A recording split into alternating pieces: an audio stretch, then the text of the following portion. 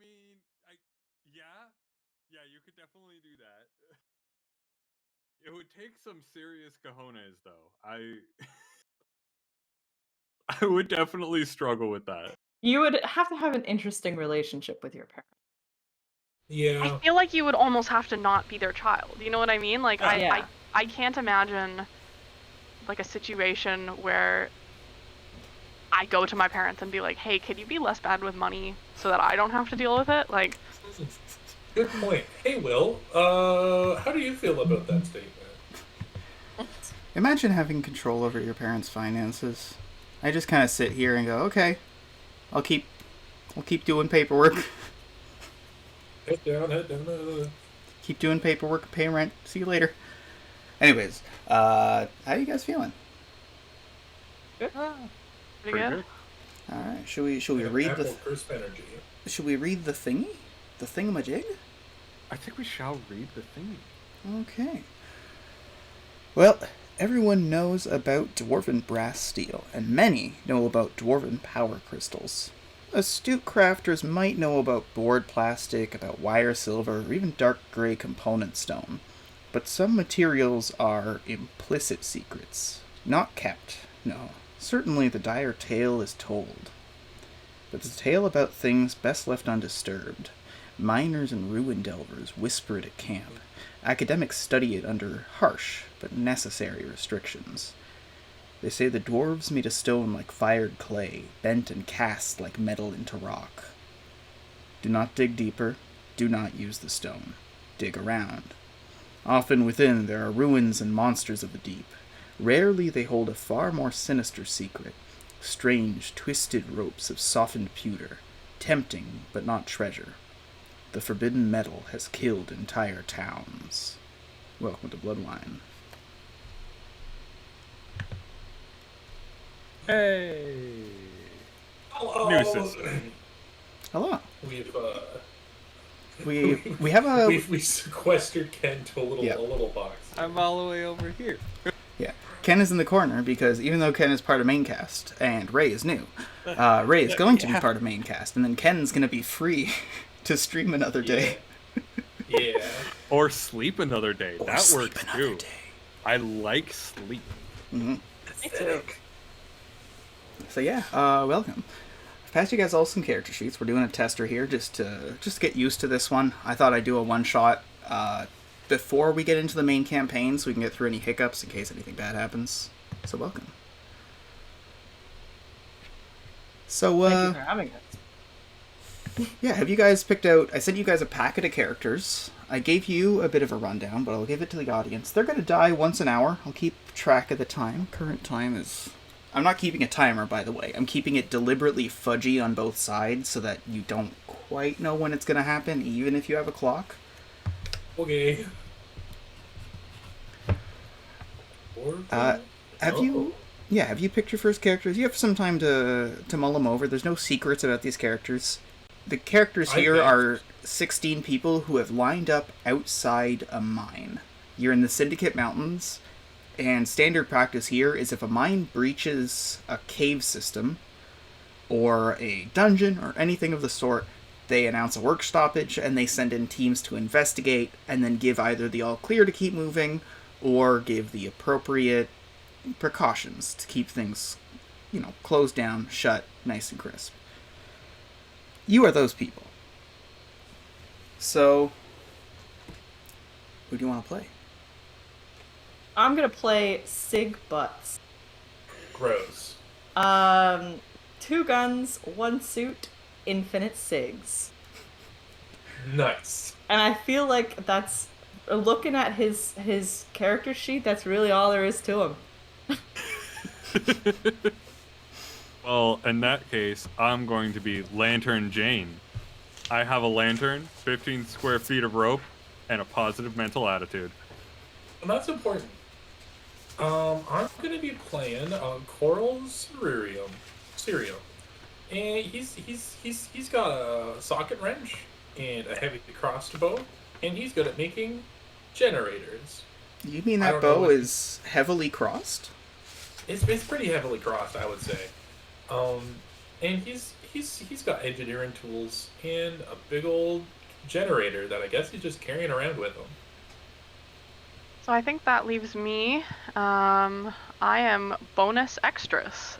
A looks to be an unfocused doctor. So we'll see what that does to your relative health. All right. I So have a doctor's bag. So the group of you are being led into the mine. Have you met before? Yes? No? You don't have to know each other. They could have hired you off the street. It's a small mining town. They don't have that many adventurers. I was hired off the street. I think we're all. I mean, I was hired off the street. Yeah. I'm employed by the company. I don't know what you're talking about. Alright, so Lantern Jane, you know the way, and you're basically setting the flares so people can get there. Yep. There are 2 points. One of them was abandoned successfully because they found dwarf stone, but upon a reinspection after the breach, they found that some of the stone had crumbled, and they have in fact made 2 breaches. So you have 2 entry points very close together. After going into the... One thing.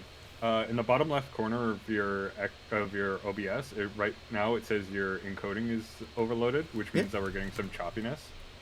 Okay.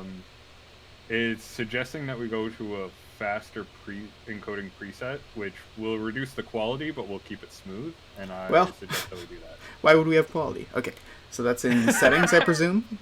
I would presume, yeah, it would probably be under settings. Oh, a window is opening. A dialogue, even. Alright, so if we go into stream, or maybe it's an output. Yeah, it looks like it's either output or video.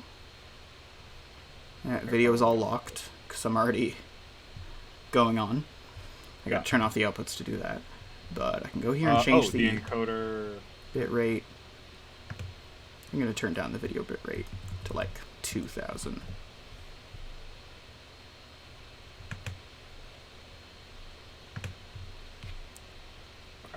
Still angry? Still a little angry. Do you have access to the stream right now on another tab or anything? Does it look choppy? Oh yeah, I have it open in another tab. Does it look okay, or is it just a little... It's just chumping every couple of seconds. Every couple seconds, still kind of fast. See if I can go to... Are there other settings in this? This is the fun thing where we're using a completely new technology that I haven't used before, so that's fun. Oh, it's wonderful. What quality are you streaming in? It's locked, I believe, at... Ooh, it's huge. We probably want to downscale that. Okay, you know what? We're just going to stop screaming and restart in a second. See you guys in a bit. We all have our little ups and downs, our coughs and sputters, our technical difficulties. Please stand by. All right. Yeah, that's looking better. There we go. No more coughing, no more chopping. Temporarily. It's not going to be great. Permanently, you know. That's why we're doing this. Yeah, history. That's why we're doing this.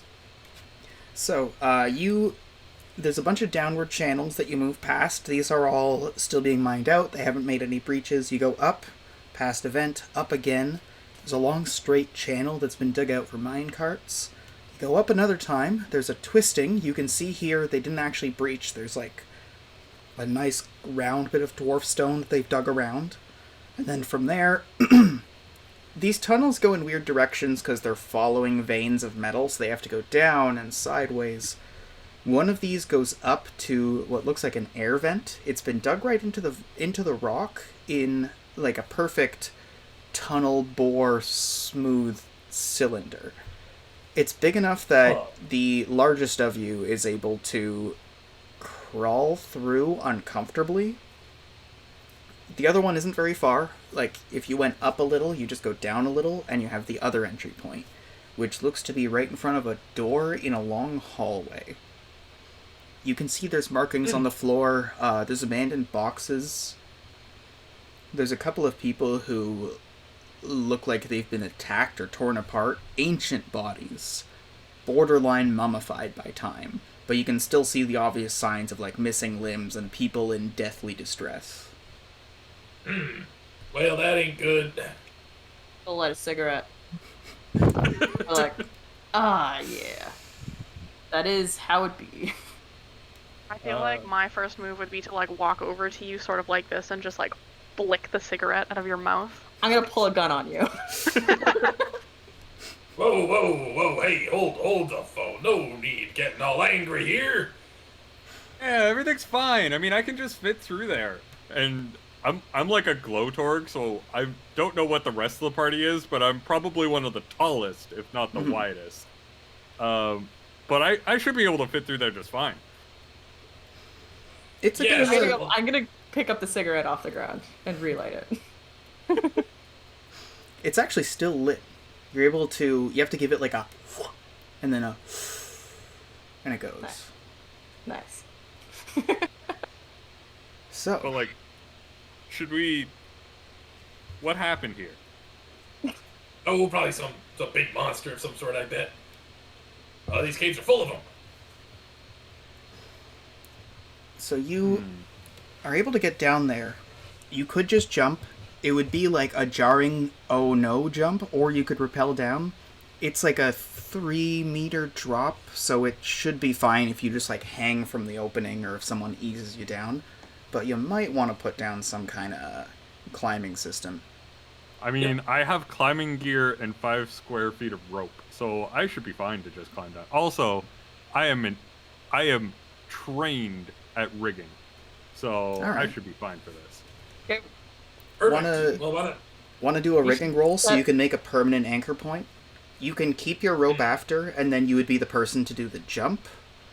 Or you could do like a thing where it's tied to you and you're slowly threading and belaying yourself down. Or you could just leave the rope there and people can climb up and down when they need to. That's a 15 for a rigmarole. Alright. You have a Oh, that's nice, good. firm-looking, like, piton that's been set in. You've been able to put it in nice and deep. You have another reserve one you've placed that's also good, and you've got the rope set up. It's 3 squares to the bottom, so you have 2 squares left of the rope that's just coiled down there. Okay. Like, what's going on at the bottom of this again? It's just a floor. It's just floor? Alright. I'm gonna look around for a little bit before I... People are free to do whatever they want with the rope that's just kind of coiled at the bottom there. So, as you get Okay. down there and look around, there's some of these bodies. You can see what look like horseless wagons, maybe. Some kind of dwarven tech. They've got, like, tarps over them in the back. They're all the same kind of color scheme. It's not very bright, so you can't see far, but you don't hear much. The air here feels stale. When you turn around, you see, notably, there's a big, heavy vault door that is cracked open all the way. Something got out of a vault. Yeah, that happens. Not much you can do about that. Yep, not much you can do about it. Well, I'm sure whatever it is died of starvation years ago. We're probably okay. Yeah, I'm sure that whatever happened wasn't what caused this. We gotta get a look No at these way. wagons. But I'm grabbing a tarp and pulling it off. As you pull it off, you see crates of goods, but also like a whole bunch of benches. There's some people here inside of the trucks that have like crawled to the back and then been torn apart in the back. A number of these people actually, they all look like civilians. Not a single one looks like a soldier. It's pitch black, but you can see like power couplings and plugs all over the place. This place is heavily outfitted for dwarven tech. I am going to see if I can figure out how this truck works. Alright, what kind of skill do you want to use? Well, you know what? I'm pretty specced out here. I have a mental skill in science, a mental skill in dwarven power, and craft generator. Okay, do you want to roll a dwarven power roll? I would love to roll a dwarven power roll. I've been looking forward to that this whole time. Now, what did you know? My dice are still packed. I had them unpacked, and then I had to pack them all up. Might be able to get a roller online, unless you know where they are. Yep. You can just got- Google 3d6, can't you? You can roll 3d6, and then you can add +4 right in there. 3d6 +4 gives me a 16. Sorry, I forgot to say this. Croden Live, thanks for following. Oh, wow. You're so welcome. I feel so honored. So, what was the result of the roll again? 16. 16. There is a sputtering, and this thing comes to life. It's full of power. You're able to get it going. From there, it's in park, the engine is functional, and the engine gets the battery working, which gets the interior lights, the exterior lights, and anything else going. It illuminates... well. It's actually pointed out away from here, and it illuminates the oncoming section of cave. Cool. Well, no need to thank me, but I reckon we can ride this puppy all the way down to our destination. Doing my job for me. Holy crap. Although I suppose we should check out the vault, eh? You hear a bit of motion ahead, and then you see something, like, caught in the beams. It's a squat figure, too squat. Its torso's the wrong size. It gestures towards you, seems to have a gas mask, and then points the other direction, and that's when you see coming out as it turns and starts gesturing. It seems to be going like, alright, out, let's go, like down the direction of the hallway, but you see the spines and hair erupting of this thing, little horns and spikes out of its face. This doesn't seem to be a mortal creature. I pull out my guns and say, I'm gonna shoot that thing. Hang on. I'm not against that. that. Well, hey, hold the phone. It seems to be trying to communicate. I'm slightly against that. I feel like being a doctor, maybe shooting people first thing through the door is a bad idea. You know, just chucking that one out there. That is not a person. This thing Does it makes a look like big wave and then keeps gesturing for you to go down the hallway. Like for us to leave, right? Like Yeah. back the way we came. Not back the way you came, down the hallway. Not into the vault, but away from the vault, down the hallway, which is... You came from above the hallway, through a hole. Oh, I see. Well, I mean, have to get closer to it one way or another. And I put this truck in gear and start kind of rolling towards it real slow. Alright. Like, As you do that, it moves out of the way and it goes like, okay, let's go, let's go. You follow this thing at a slow upwards crawl. This thing stays behind and watches you pass. What do the rest of you do? Do you get into the truck? Do you follow on foot? I would have gotten into the truck. I think I'm also gonna get into the truck. Maybe like hang off one of the sides. So I'm not like fully committed to being into the truck, but I'm not against the plan. So you can drop if something happens. Yeah, exactly. So you move past this thing, it watches you pass, and then it slowly starts to walk up behind you. It gets... You get a little further, and then there's another one doing the same thing. Gestures you to come in, and then the closer you get, it moves out of your way. And then it starts to follow, and now there's two behind you. man, see, this is easy. These guys will lead us right where we need to go, keep us out of danger. You can see one on each side of the hallway, so now there's 4 of them.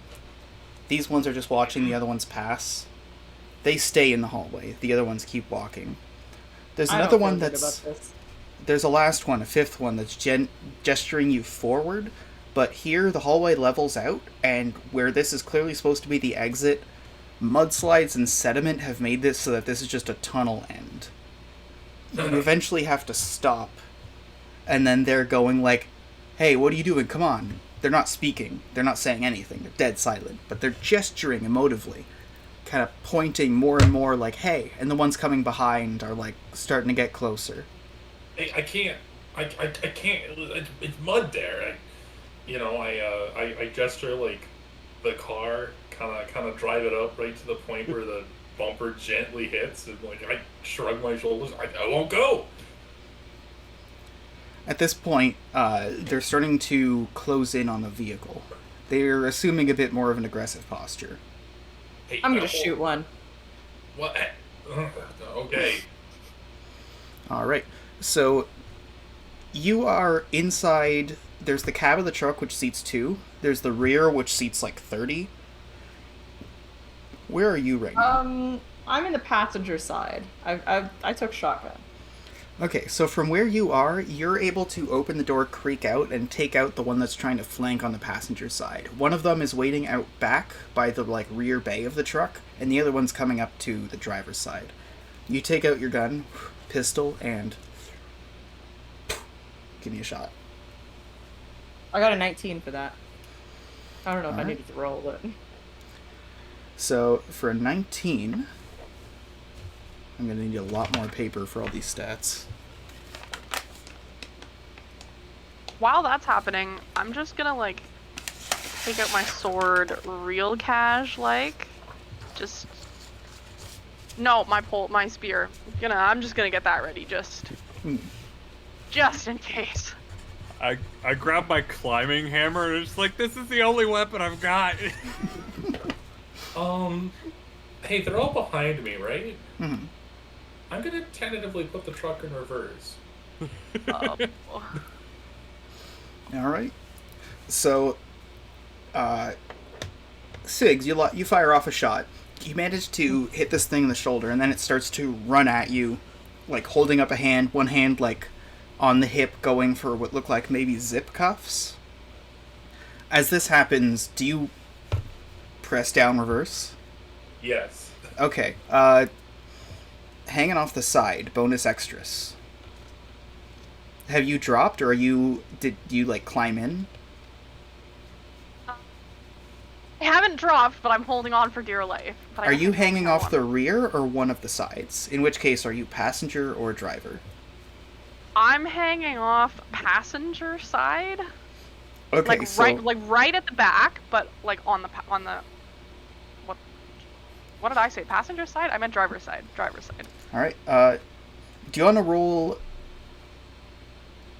Sorry, bonus doesn't have to roll anything, but power. What did I call your character again? I have them all listed, but they're supposed to go bit by bit.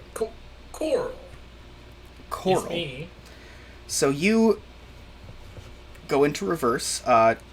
You can roll grace, delicate, or power. You don't know how to drive, but you know how the vehicle works. Yeah, Which is the power. difference between knowing how to drive and not knowing how the vehicle works, which is arguably worse. Yeah, no, this is I'm gonna put it in the gear what makes it go backwards the fastest, and hope that doesn't hurt a truck. And that's a 16. All right, you reverse quickly on this last one. Goes thunk and knocks this thing back. You see it. Who's in the rear of the truck again? Lantern Jane? Yeah. So you watch this thing kind of go thunk along the edge, like the flat open rear. So that's... The one that was shot is starting to run and chase after you guys. Extras. It's within range with your pole arm. You do... Yeah, I'm going for the stab. I'm going for it. You have a safe grip, and with the way that you're gripping, and because you're used to fighting with a spear, you can tuck it under your arm and kind of jab like that. Want to give me a roll? Yes.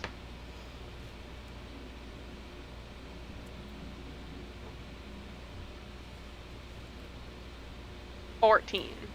14. So that would be... You lay in another... Oh, sorry. Am I adjacent or edge of my reach? Edge of reach. 24. 24. Nice. Stab! So you have the reverse going, you buckle in, and this is almost like jousting on the rear of this thing. So you get a nice jab in. It's not in a good spot, it's kind of in the middle of the gut, but you lurch this guy back, and he skids off the edge of your spear. You have to spin it so you don't snap the haft, and you manage to retrieve it out of the other end. You're continuing to reverse as the one that was by the passenger side is running after you. It doesn't seem to have any kind of ranged capability, but it's reasonably quick. You're continuing to you're speeding backwards down a straight hallway. There were a couple of other vehicles and things you've passed, and you're gonna come up on the other two soon. So, okay. So this hallway, are there any other doors and stuff that would be worth exploring? Or is this sort of like just a straight hallway that would have led to the exit, but now it's cut off? So this is a dungeon terms straight featureless hallway. It goes up a little and then straight.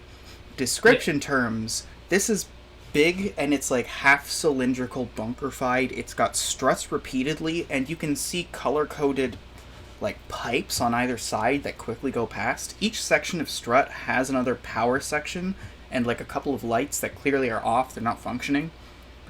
And this is like big, it's vaulted and it seems to be dug right out of the earth. The floor of it is paved and has a whole bunch of different markings. This is laned like a highway, and where you were by the door, there was an opening circle to keep the door clear, and like a step in line in order kind of thing on the way in, like places for people to stand.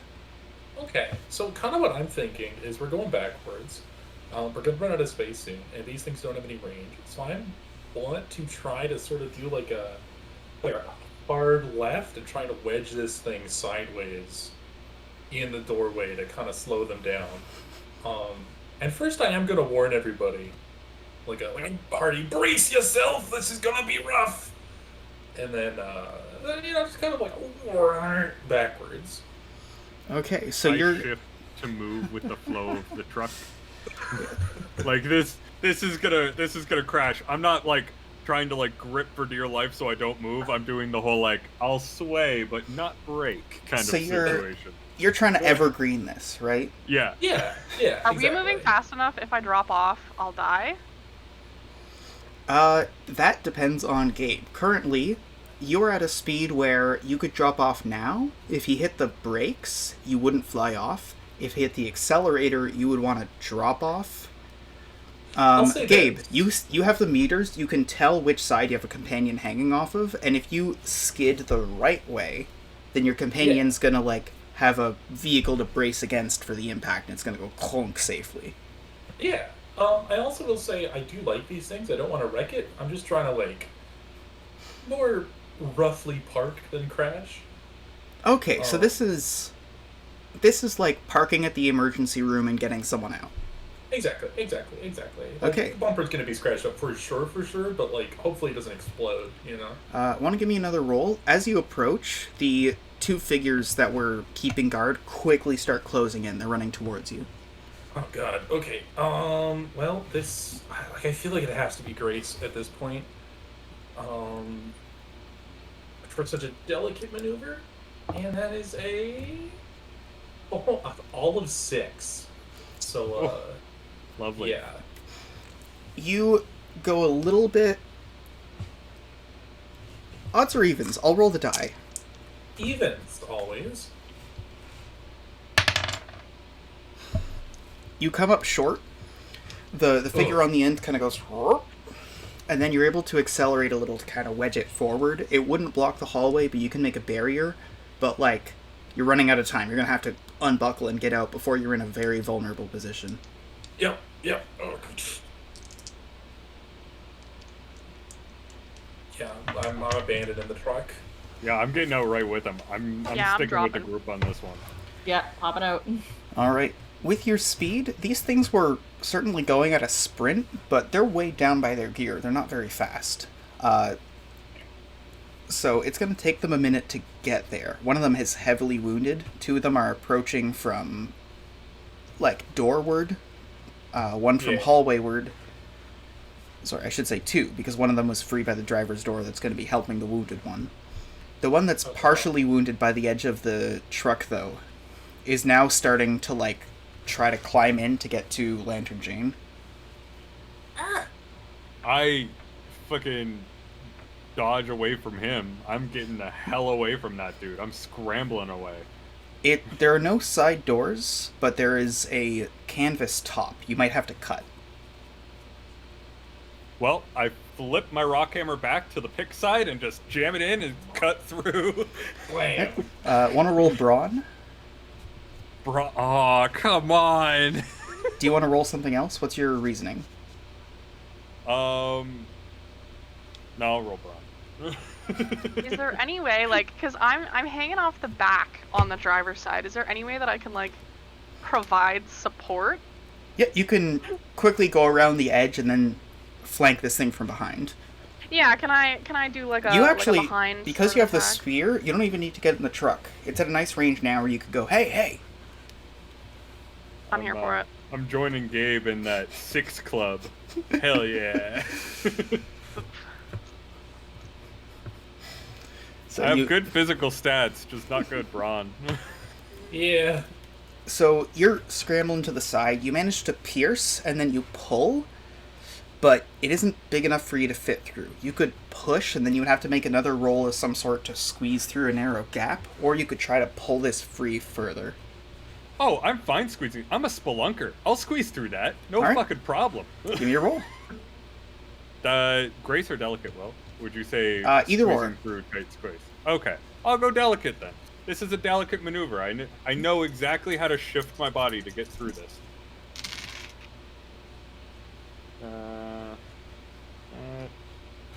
19. All right. You start by putting your feet through. You want to keep this at an angle where you have the hammer if you need to, so you can try to fight back with it. Once your body is in there, you don't need to hold it open, so you free the weapon. From there, you have to pause a second because this thing's getting a bit closer. You threaten a little bit, and then you do a flip, a push, and then you go whoop out the back and land on your feet. You would be next to bonus extras, but bonus extras is now in the back. You see this thing get right to the end, go for a grab, and just barely miss, and then turn around and then point at you and start walking towards you authoritatively while holding the zip cuffs. I do not Towards like me these things. or towards Bonus extras. Okay, so while it had its back turned, I already rolled. So Mhm. while it was going to attack, I got a 25 for damage. Damn. 25, okay. Doctor, you're deadly with that spear. Yeah. Dr. Deadly, they call him. So you make that lunge as this thing's turning around, it dodges out of the way, and then does that, and you can see it's trying to catch the spear to push it out of the way to, close in on you. This thing doesn't have weapons, it's just trying to do hand-to-hand kind of, pushing and grabbing and detaining. You did the attack, but you have off turns as well. You can attack again. Oh yeah, I'm going for the attack again. I'm gonna do as many as I can. Alright, it's gonna take 10 damage off of you for the off turn, but you can onslaught. Yeah, sounds good. Doc, maybe we should try just getting away from here, far. I mean, that is also an option. Yeah. You're going to jab on this thing, and Lantern Jane is gonna run up behind you and just kind of be like, Doc, we should probably get out of here. But where are we gonna go? I won't stab, but man, where are we gonna go? We have nowhere to go. Other than in that vault. So It's So, what's the status? Second attack? I'm not gonna do a second attack. You're just gonna bait it out of the truck? Yeah, I'm gonna bait it out of the truck. I feel like I was stopped in time before because I haven't rolled yet. So Have I everyone dropped out of the truck at this point, or am I everyone also the has truck successfully at this left the truck. point? Perfect. Did I leave the truck? Yeah. Okay. I should say, the time it takes for Lantern Jane to squeeze out is enough time for you guys to go, alright, let's go, and then clunk, and then step out. So you guys are, next to open car doors. Okay. All right. I'd like to shoot at the nearest thing. Alright, you pause and check. Remind me, you were all on passenger side, so Sig, you're on the side with Lantern Jane, I believe? Or were you driver? I was passenger side. Lantern Jane was on the driver's side. Well, Lantern Jane was in the middle of the truck. Where was bonus I extras? was on the driver's side, hanging off the back. Okay. Yeah. So currently, Sigs, you come out vaultward, and you don't have any allies next to you, but you do have the door for cover if you need it, but not ideal cover. The way it opens is kind of clunk, and then you really only have a couple of degrees. Okay. There currently are two figures slowly closing in. They are at the edge of your range. I'm gonna shoot one. Yeah, that makes sense. I actually have 2 pistols. Can I shoot them both? You can use your onslaughts to go bam, bam, bam. If you really want to, you could make every single attack be one where you're going bam, bam, bam, bam, bam, and using twice the ammo, and then just missing half the time. But technically, to actually be proficient with 2 weapons, the bonus is that you have extra ammo and that you don't have to reload as often. But you would have to aim, fire, aim, fire, aim, fire, aim, fire. Yeah. Yeah. Okay, I will main turn fire and then onslaught fire. Alright, and So, one at each, or are you doing the same? One at each. Actually, the same. I'm gonna do 2 on the same guy. Are there ones that are blocking our path towards the vault? There were 2 that were blocking your path towards the vault, but you can't really see that. It's on the other side of the truck. Going the opposite direction, there's the wounded one that's following, the one that was by the back of the truck that could swing around either way because you're the rear, and there's one more that you counted that should be coming that way. So 5 of them in total. 18 and a 19. An 18 and a 19. So that would be 20... 27? 37? Am I doing? Yeah, 37. You fire a shot, punk, punk, and this thing, like, shudders back and tries to protect itself, and then you can see it trying to, like, turn to the side. In response to the bullets, the other one seems to be trying to slink to the other side to broaden your range between the 2. Okay. They're currently about halfway through your range. The one near the back of the truck has picked a side and is going to try and yank at extras. It's trying to leave the truck and, like, push you against a wall. Can I fire my crossbow at it? It's not quite at the angle where you can see it. It's in the rear of the truck. That's your one blind spot. You can see driver's side, you can see Lantern Jane, and you can see in the distance the wounded one and the other one that we're following starting to come in at the edge of your range. It's hard to see with the light, though, so the edge of your range is limited by vision, not weapon range. Well, I guess I can't hit the back of the truck then. I'll fire at the wounded one then. Try and hurt him so badly that he decides to leave. How is our light situation here, Will? There are no other sources of light. You have, like, big truck high beams that are blaring right at a wall, so the diffused light makes it so that if you had just come from outside, you might think it's too dark, but because you just came from caving, you can see a lot. Okay. That's a 17 on the wounded one. 17. And remind me, is this just a crossbow? Is there anything special about it? Yeah, it says Dwarven Beam Launcher, so I'm guessing that's like what a weeaboo calls a crossbow. So you aim this thing and it makes a... There's a bolt of red that bursts into the wounded one and it collapses to the ground. Nice. I'm gonna take a free action to light another cigarette. I'm going to take my action to light my lantern. Actually, I'll probably, like, hold my lantern up to your match as you're doing that. You're like... Do you come around to the other side of the vehicle? Oh, 100%. Yeah, I'm gonna meet up with everybody, too. I'm basically pulling up my lantern while I'm saying, like, well, the other way is a dead end, so we might as well head back towards the vault, even if we're deciding on a plan. Then I'm gonna, like, hood slide over and try and get my lantern lit. Alright. You managed to squeeze past the edge. Do you want to roll Grace or Delicate for this? Oh, 100% I want to roll Grace on this. I'm saying it's Grace because, like, come on, a hood slide is 100% a graceful act. And it especially helps when you roll well. 19. 19. You do the full-on, like, windmill leg, ass slide to the other cheek near the other end. Falling leg, you have forward momentum, the other leg catches, You make a third step for the stumble to catch your weight as you go in for the lantern, and as you light it, the one that had gone to try and flank Siggs is briefly not blinded but distracted and frazzled by the light, and then starts to try and target you, but it's still out of melee range. It's very close though. I'm backing away from it. You're against the truck. Fuck. Well, I'm You backing back- away from yeah. the truck. You slide closer to Siggs. Yeah. Person with weapon, help. So, status. I believe everyone is now on the same side of the truck with the exception of Bonus, but Bonus, you're following this thing trying to get out and like push you against the rear, so you could very easily just curve and rejoin the group. From there, you have a healthy one that's coming from your blind spot.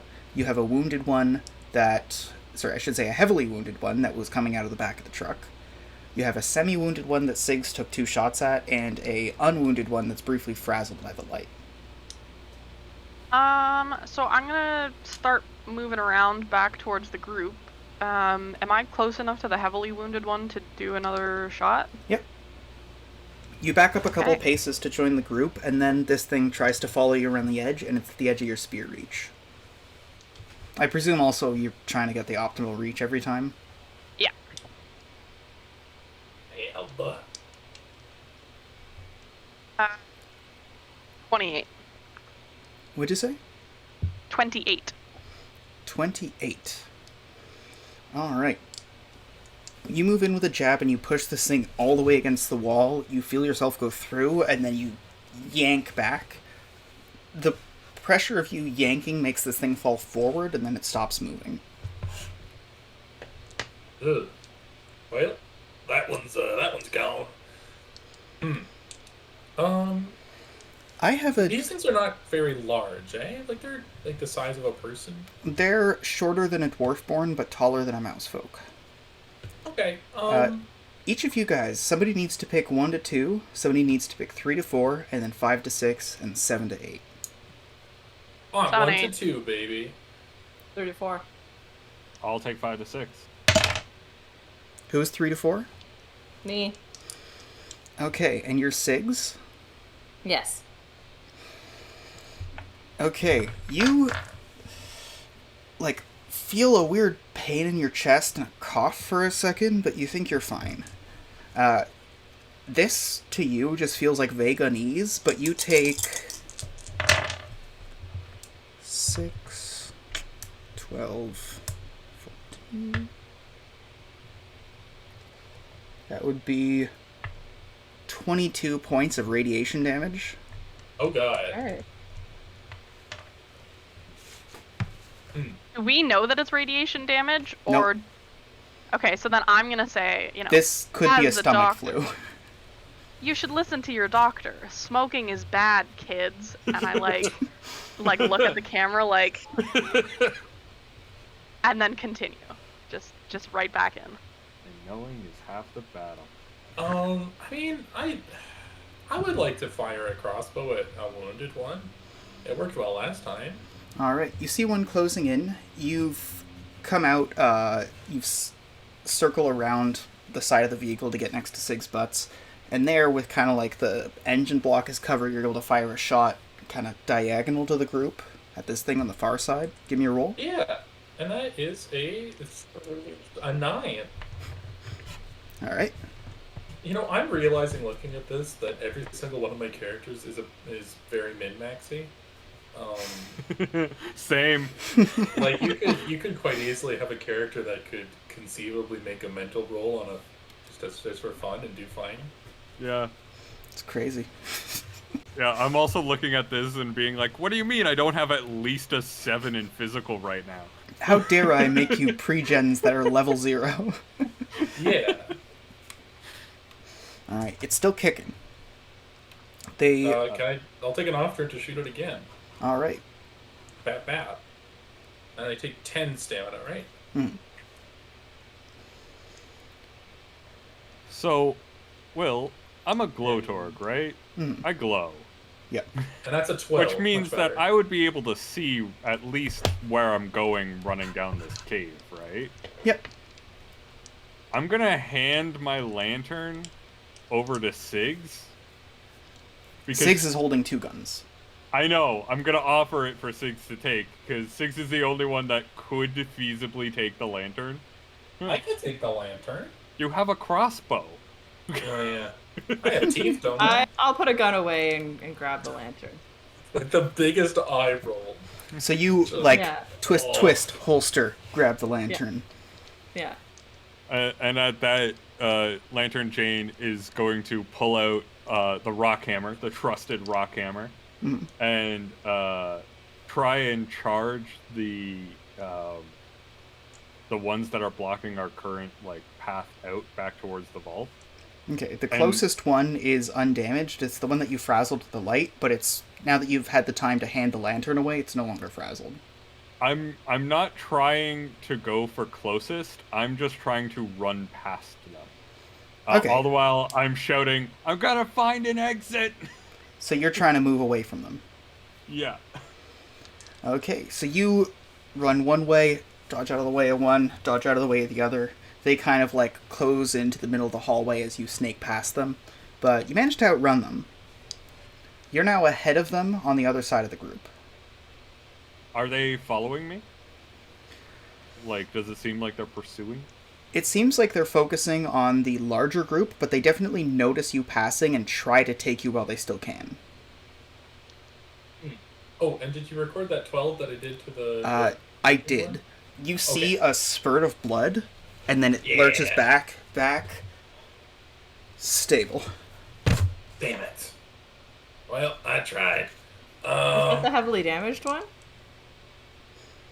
Now there's just the one heavily damaged one. The other one was taken out by bonus. There's an undamaged one that's borderline falling over that was just shot twice, and an undamaged one that should be coming from behind you. Alright, I'm not gonna bother with the... So I'm guessing that the heavily damaged one is the one I've already shot twice? Mm-hmm. Okay, I'm gonna shoot him again. Alright, give me a roll. Oh, just one pap this time. I only got one gun. Yeah.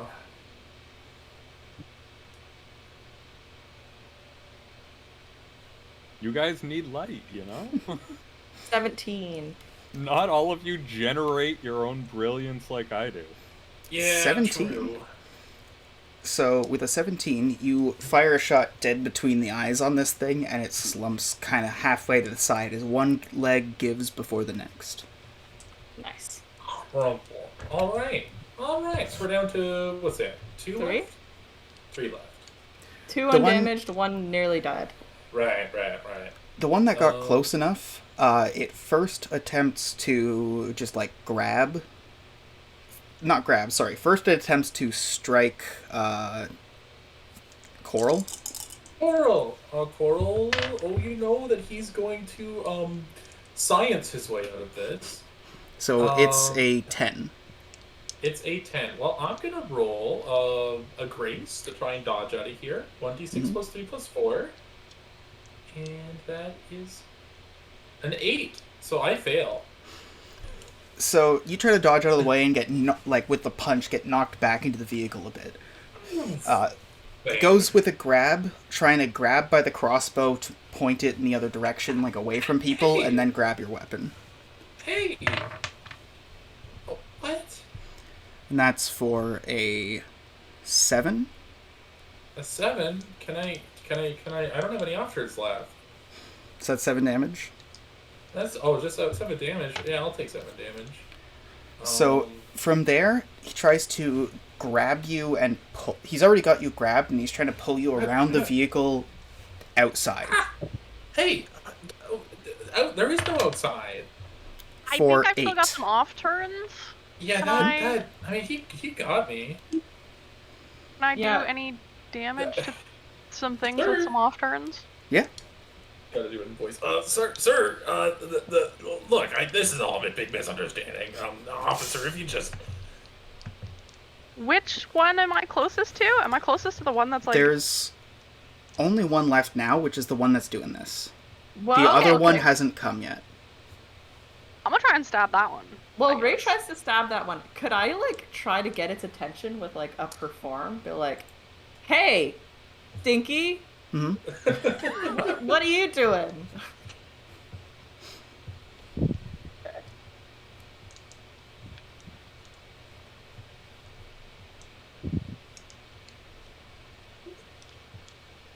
That is a 13 to call this thing Stinky.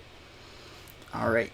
It loosens grip slightly. Not enough that it loosens grip. It's got like a nice, like, one arm, like half Nelson kind of thing going. But the other hand is now going kind of like a stop motion towards you. So I've got a 29 for damage. You lay a deep gouge into this thing. It shudders and throws Coral kind of out back. It braces against the vehicle and then tries to lunge back at you guys. I won't roll an attack, it's just making motion. From behind the truck, the other one had come close and is now trying to pin you to the ground.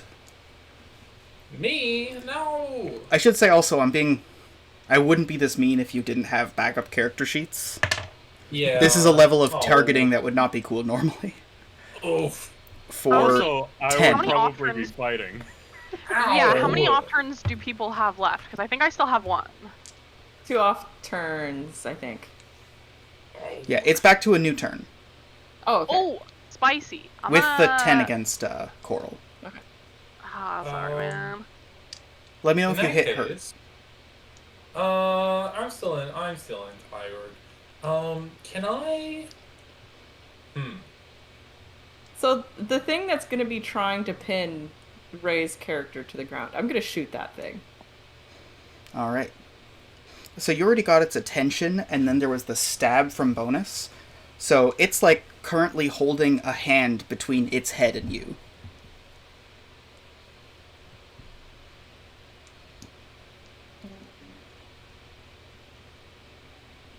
Why am I so bad at math? Does anybody know? No. Hey, look, if I had I an have a answer, theory. then I would know why I'm bad at it too. No one I knew in engineering, in comp sci, in like physics or chemistry, anybody who had to do a lot of math, none of them can do mental math because they all had to learn to do calculus, and you have to unplug the mental math to do calculus. Yeah, you have to give up on ever understanding what you're doing to do a calculus. But also, the stakes are too high. You can't do mental math. That's super stupid. You have to use a calculator because you're a professional. Yeah, That's true. you will check what 2 plus 2 is. In your You head, will. you're like, I mean, it's 4, but like, But what if this I'm is wrong? half my grade right here. This is whether or not this bridge falls down. Yeah. I think we're gonna check on the calculator. I got an 18, by the way, to shoot that thing. You shoot it in kind of the forearm and graze it.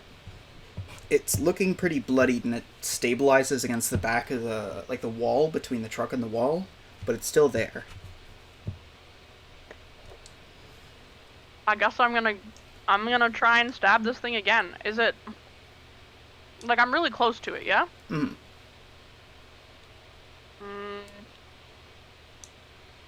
So I guess I will try again.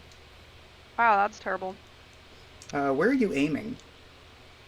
I'm going like right for like torso area. If I can't go for the heart, I'll nick a lung probably. Way to go on Um, that, yeah. so that's 19.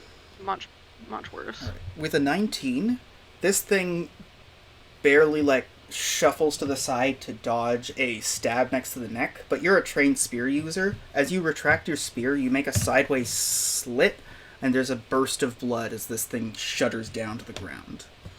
Later, loser. You can hear muffled noises. Coral, you are in grappled combat with this thing as it's attempting to drag you off. Now that it has you, it's no longer attempting to hurt you, it's just trying to move you away. Am I on the ground? Like last time I remember he was trying to tackle me when I fell down. Yeah, so he was kind of thrown, and then this guy kind of put you to the ground, and now that he's got you on the ground, he's got a position, he's adjusted, and now he's trying to pick you up to drag you. Do I still have my crossbow? It is on the ground nearby. Would I be conceivably able to reach out and grab it? Mm-hmm. Okay, I want to reach out and grab it, and the truck is still running because we stopped it, and I want to see if I can shoot from underneath to hit the brake cable. So the truck rolls forward and crushes this guy, and I'm on the ground, so it'll roll over top of me. You are opposite. You're not under the truck or in front of it. Beans. Okay, in that case, I guess I'll just kick this guy really, really hard 3 times and hope that kills him. Alright, give me your first one. Okay, and I do have a socket wrench, and I'm going to hit him with that one. So is it like Dwarven tech? Do you think Dwarven tech would just have like an exposed brake cable? I don't know. Dwarven tech seems like the guys who have like PCs that are very well wired and like everything is covered in metal plates. There is 0 wiring exposed. That seems Dwarven tech to me.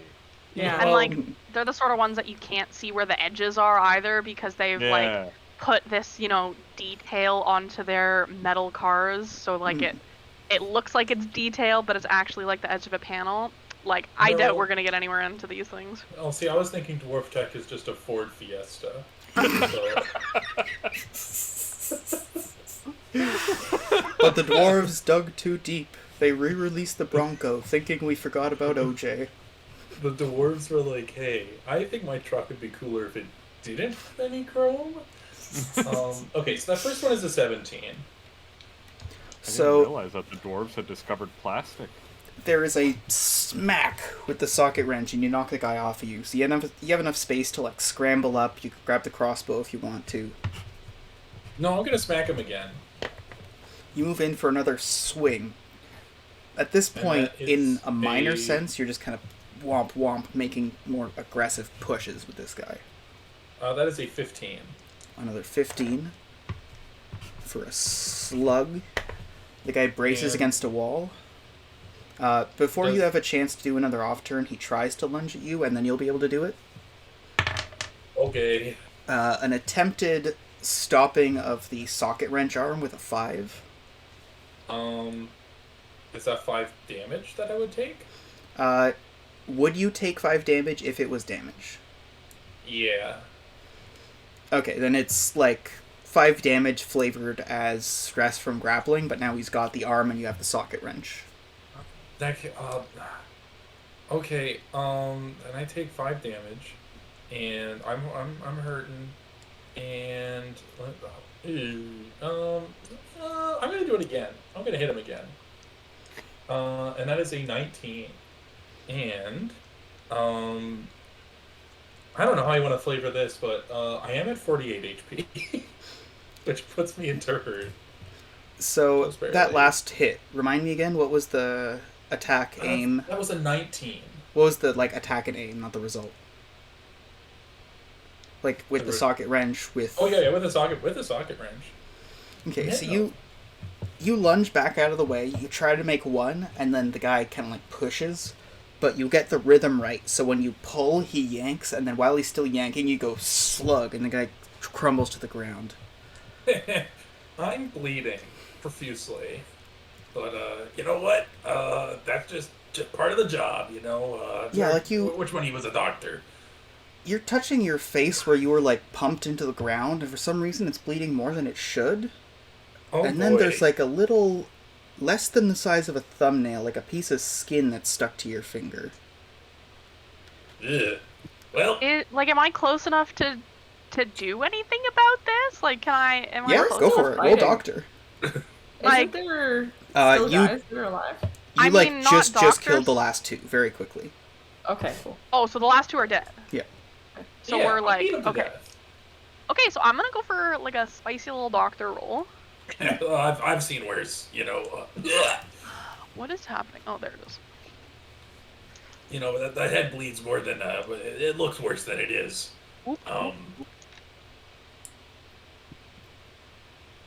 Actually, 15 for spicy little doctor roll. Yahoo!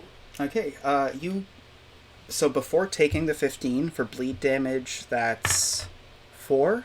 So effectively an 11, you're up to 60. Yeehaw!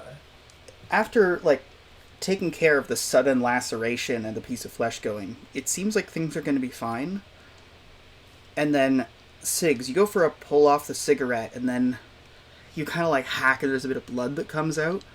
You look down at your suit, and there's like red blooming up from the shirt. As you unbutton it, you see the red is spreading rapidly, and there's a little woof of smoke coming out of your chest. And then you just drop. Get a new character. Oh God, that's not good. I saw none of this because I was running down a hallway. Can I do maybe like a doctor learning style thing to see if this is like something that I can help in the future? If it, or maybe notice the signs, if there's anything that I can do, maybe? I mean, not for my poor unfortunate cigarette friend, but maybe his replacement.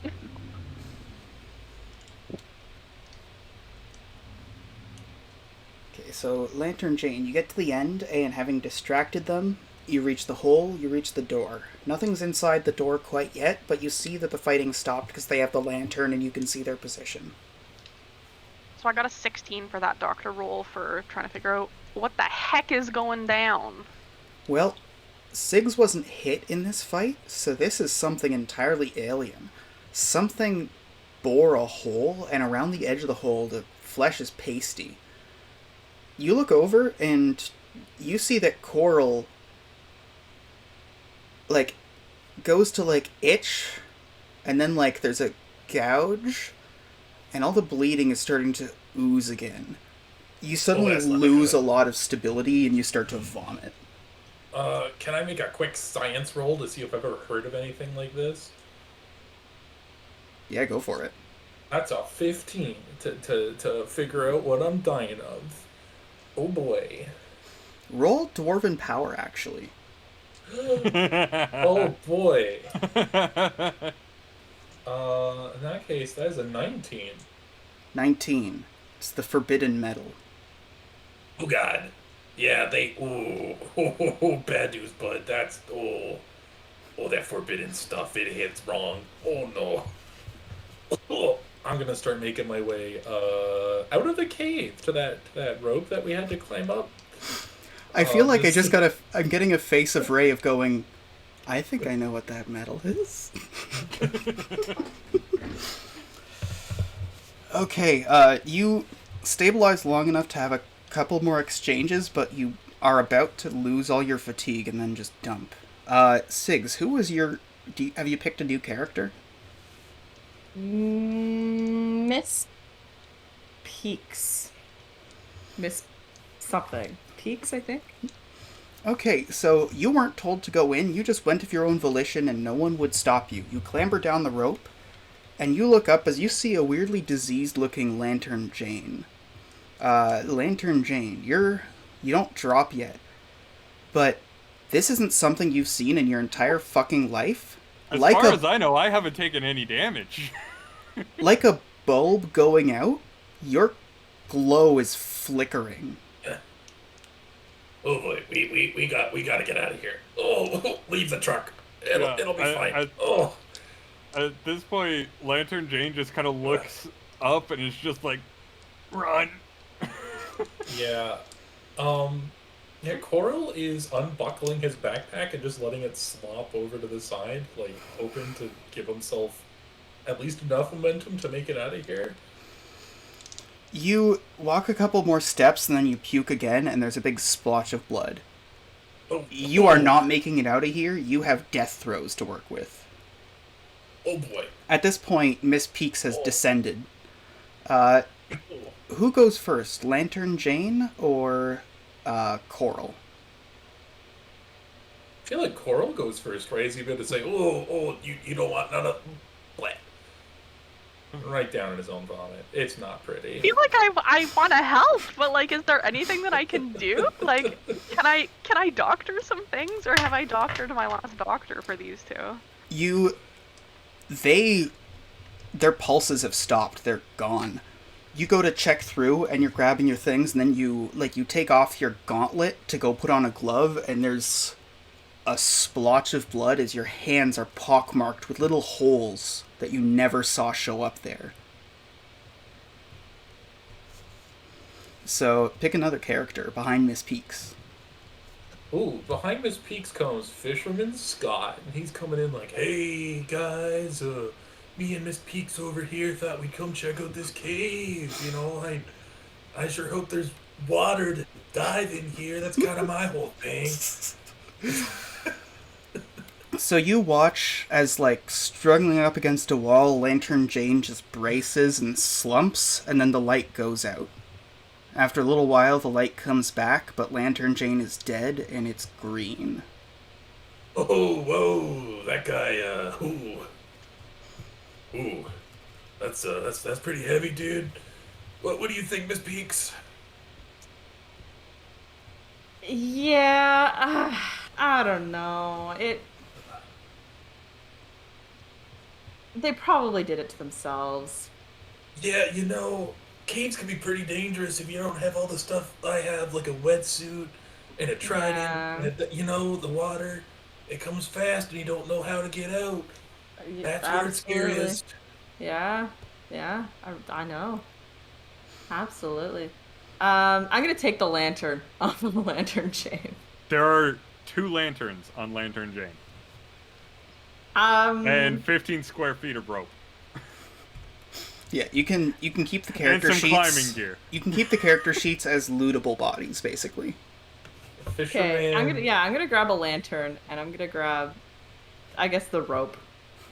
I wouldn't know how to use the climbing gear, and would assume that it's probably for decoration. It's heavy. Who would want to carry that? Yeah, Fisher? that's. We're not like, even outside. Like, why This- do we need a climbing gear? This is like a lot. Even the rope is kind of like a lot. Like, I might actually hand the rope to the other guy. Oh yeah, Fisherman Scott loves rope. You know, it's long and it's real flexible. That's how you gotta be in life. You know, if the cave water gets you down, you know, just gotta go with the flow. Yeah, go with the flow. Absolutely. And when he sees that there's 2 lanterns, he kind of like, "Yo, there's 2 lanterns, and So you have 2 hands.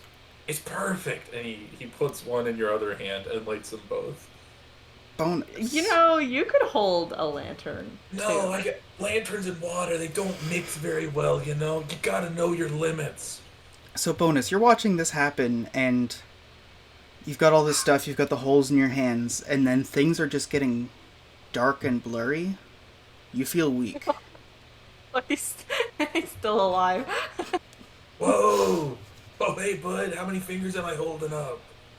Yeah. Do you have any herbs on you? Like, I've heard some great stuff about lavender that you might Yeah, like. man. You know, they say that if you eat a bunch of lavender, This next group is Yeah. doomed even without I the don't- radiation.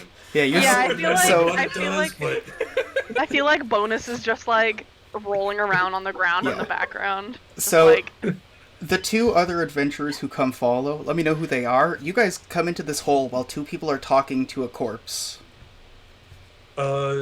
Fisherman Scott is actually putting them in the recovery position with their leg up and their arm up. Like, yeah, you don't want to vomit and choke on it, you know. So you just sleep it off. It's man, You yeah.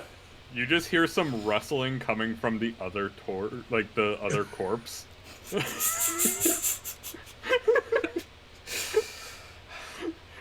And then you hear someone just exclaim, "Oh, pittance! This goes great on the walls!" Whoa, now who's that? There's Squinting. a draconian standing there, disheveled, plate armor everywhere, covered in soot.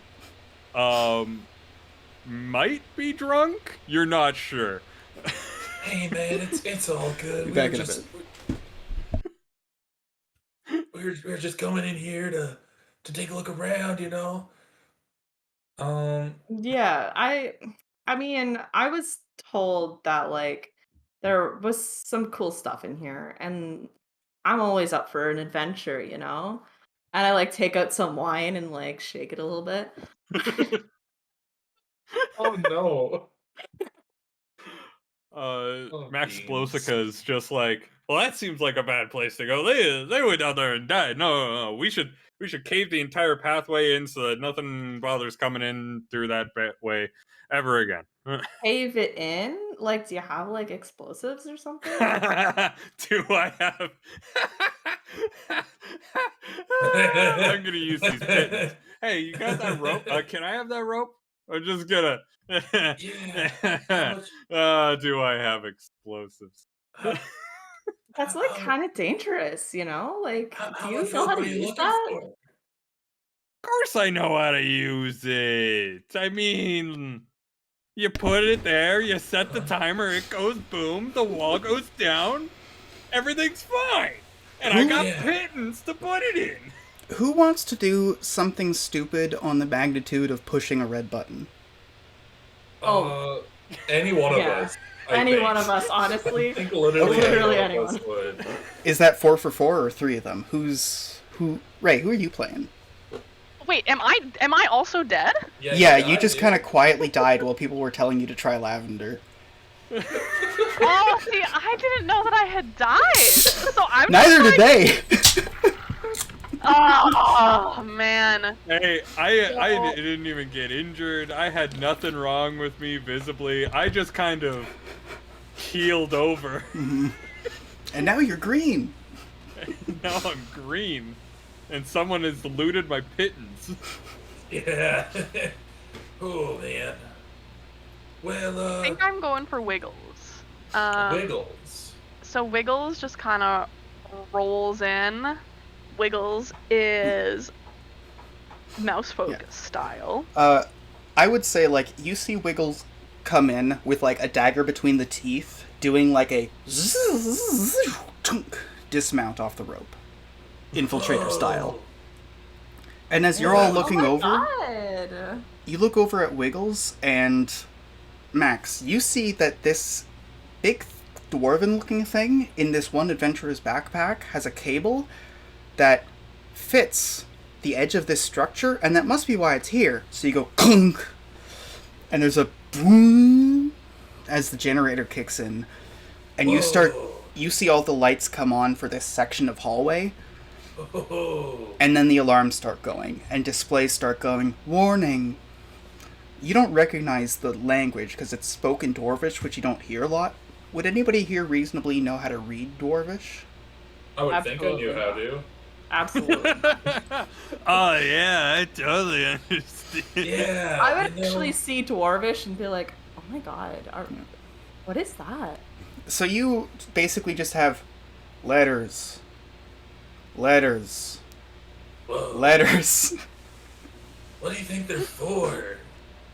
The lights have come on behind the big door, too.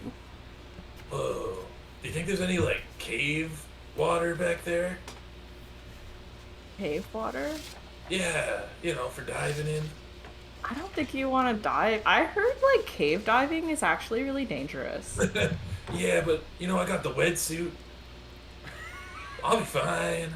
I heard people, like, die. I really, like... Well, I don't know. We all die, don't we? It's just a matter of when. Don't you want to do? Speak for yourself. Like, one time though, I went in this cave right beside of Redwine, and it was all full of water, and you know what was down at the bottom there? It was a statue of Jesus Christ himself.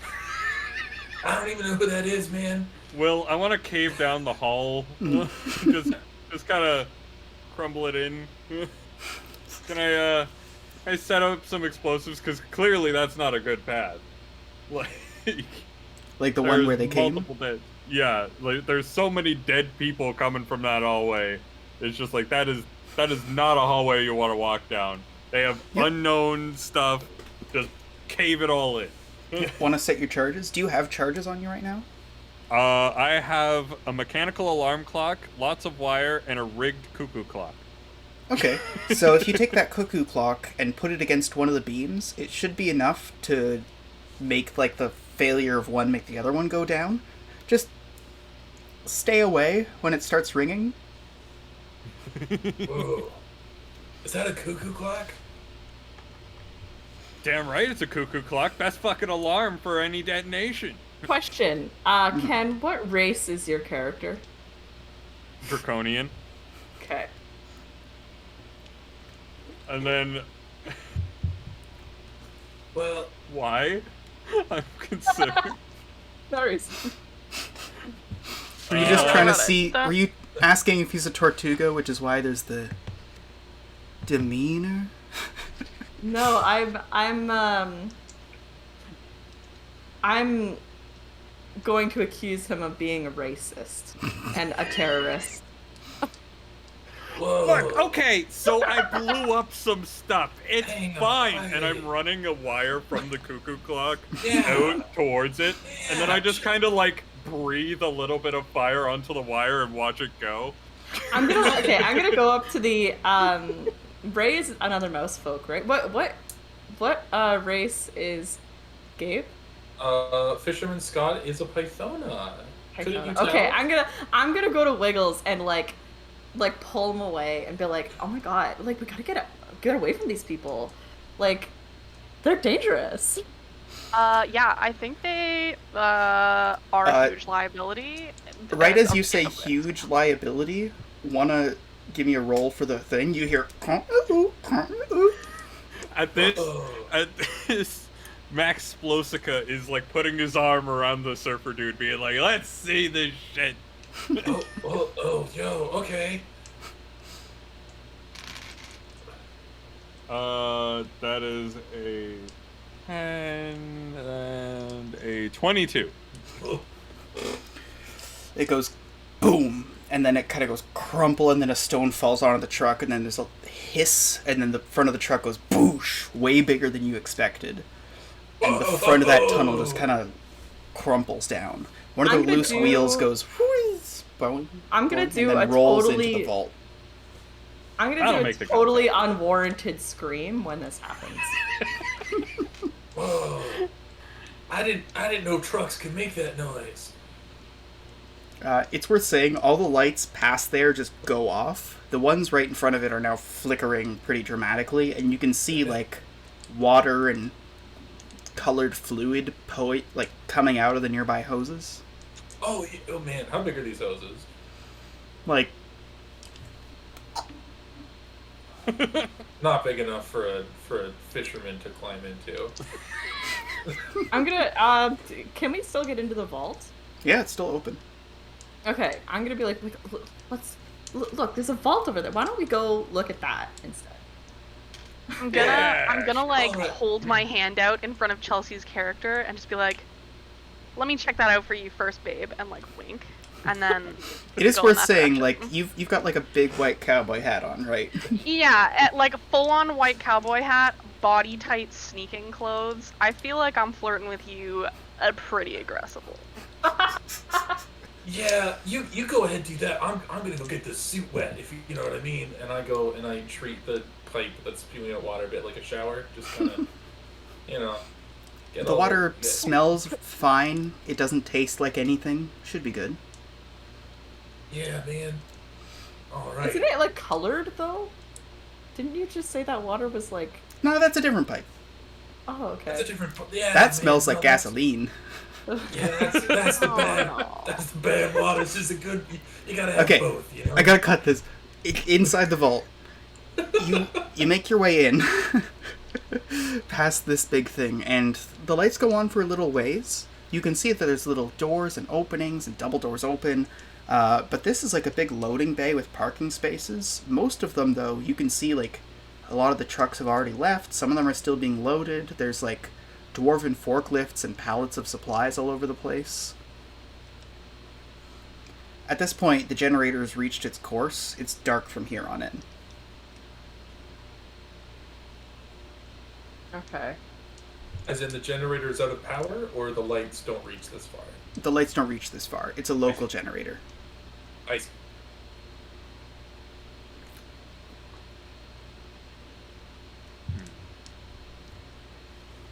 Okay.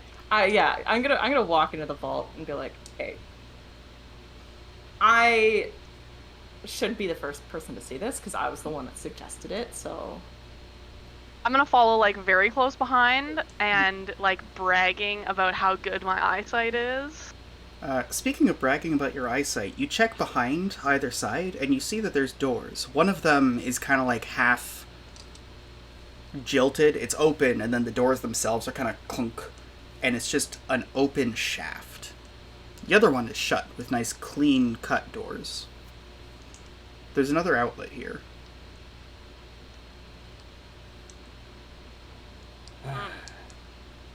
So, which room are we blowing up next?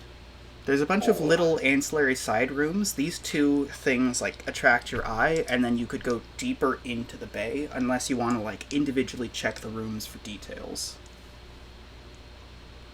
Scott the fisherman comes in, kind of shaking water off of his head, like, "Oh, hey guys, what did I miss? I got sick of that weird voice, so I just unplugged this thing.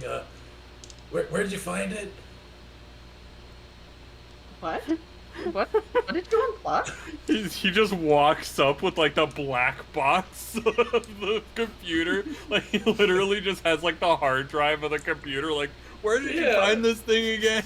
Yeah. We're like, So what did you do? I'd be like, oh, get away from me. I didn't hear what you did. Oh, I said I grabbed the small generator and I unplugged it because I didn't like Okay. that noises. So the lights come off for a minute. Do you take it with you, or are you just, like, annoying? Yeah, I'm bringing it with me when I go Okay. find the others. So you go like, that noise happened, and then you see another open plug. Maybe this one will be a little quieter, a little more mellow. And I plug it in. When you plug it into this new stuff, there's like a bit of sensory overload because a bunch of stuff happens. The alerts are going to happen here too. Same thing, but you can see that there's like little lights that are going bimp, bimp, bimp, bimp, bimp. A bunch of the bulbs have burnt out, so it's like an imperfect line and they go dead sometimes, but they're pointing outward. Whoa. You then hear a ding, and the one opposite the empty shaft opens up. There's a cozy looking room with like little leather walls. Yo. Oh, not bad. it's like a little cave or something. Did you Uh, say there was a shaft? Yeah, that's opposite it. All right, I mean, not to jump in here or nothing, but I'm saying, whoa, now that looks like a cave that might lead somewhere cool.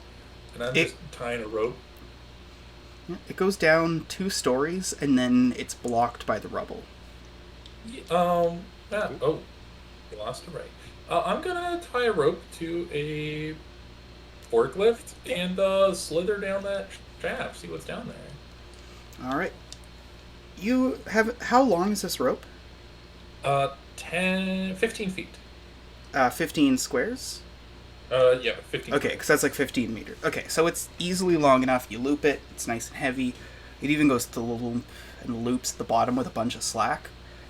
As you climb down, the first place you see, similarly, like, it's got these doors, but you're able to push them. It...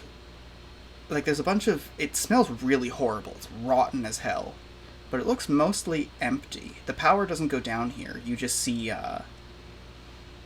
like, boxes, crates. Looks like advertisements all written in Dwarvish. You go down to the bottom, the second where the rubble stops you, and then there's 2 different directions. One of them seems to be all, like, housing buildings. You see a bunch of numbers, and looks like little gardens, like, common space at the edge of what you can see. Do you still have a lantern with you? No, you can't bring light when you're cave diving. Okay, so you can't see much. You just see, like, the edge of the first little, like, door numbers, and then it opens into a plaza, but you can't see the far side of the plaza. Oh, no, I got a witch light going. Okay, For so you sure, go, for sure. whoomp, and you can see a bit deeper. When you turn around, you see that there's, actually what looks like a very ostentatious-looking building with a bunch of little, like, kiosks. And then there's, like, stairs on either side, big and curvaceous, that go up to, like, a half floor. Not like a half floor, but, like, the elevator goes down 2 floors per floor. This one here, like, you can see there's, like, little chairs and tables, and there's a chandelier. Okay, well, seeing that, I'm gonna climb back up and tell my companions, you guys, there's It's kind of disappointing, really. No water down there. Just a bunch of buildings and living spaces and fancy rooms. All stuff you can find outside of a cave. Nothing too exciting.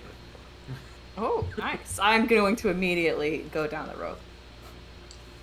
You slide down I'm going to follow her, probably. I'll bring up the rear. Alright, all of you are down. There's the chandelier direction and the housing direction. By now the power doesn't go this far. You would have to go and bring the generator down. I'm going to yell back up at Gabe's character, like, hey Pythona, go get that generator. Okay, I'm a little offended that you refer to me by the type of person I am rather than my name, but yeah, we've known each other for 5 years. I think you could learn it by now, but whatever. And I slither off and I grab the generator. They unplug it. You painstakingly slide down, holding this in one hand and trying to shunk, and then you get to the bottom. I didn't realize that you were a Pythona, because I must have just missed that. But, now I'm trying to picture a Pythona with, messy surfer dude hair, and it's, really tripping with me on that one. It's either stuck shed or it's a wig that she wears. I feel like stuck shed makes sense because it's bad self-care. Mm-hmm. Yeah. Yeah, you know what it is? This guy has a tattoo that's designed to resemble what a Sky Touched would have, and he refuses to acknowledge that that's weird in any way. He's like, no, you don't understand. My aunt was a Sky Touch. It's personally meaningful. Yeah. So, do you plug it back in down here? Yeah, I'll plug it back in. Things were to life. There's more of these alerts, and just like before, there's a ding. And then you hear ka-clunk, ka-clunk, ka-clunk, and then another ding, and then the opposite shaft opens, and it's the leather room that's in there. As you get closer, now that it's lit, you can see a big heavy vault door in the back. And you can see piles of what look like dwarven paper notes. Maybe this was a bank of some sort. Ooh, I'm gonna grab some notes and put it in my basket. I'm immediately disinterested because it doesn't look like there's anything that would blow up in this room. So I'm disinterested because there's no water.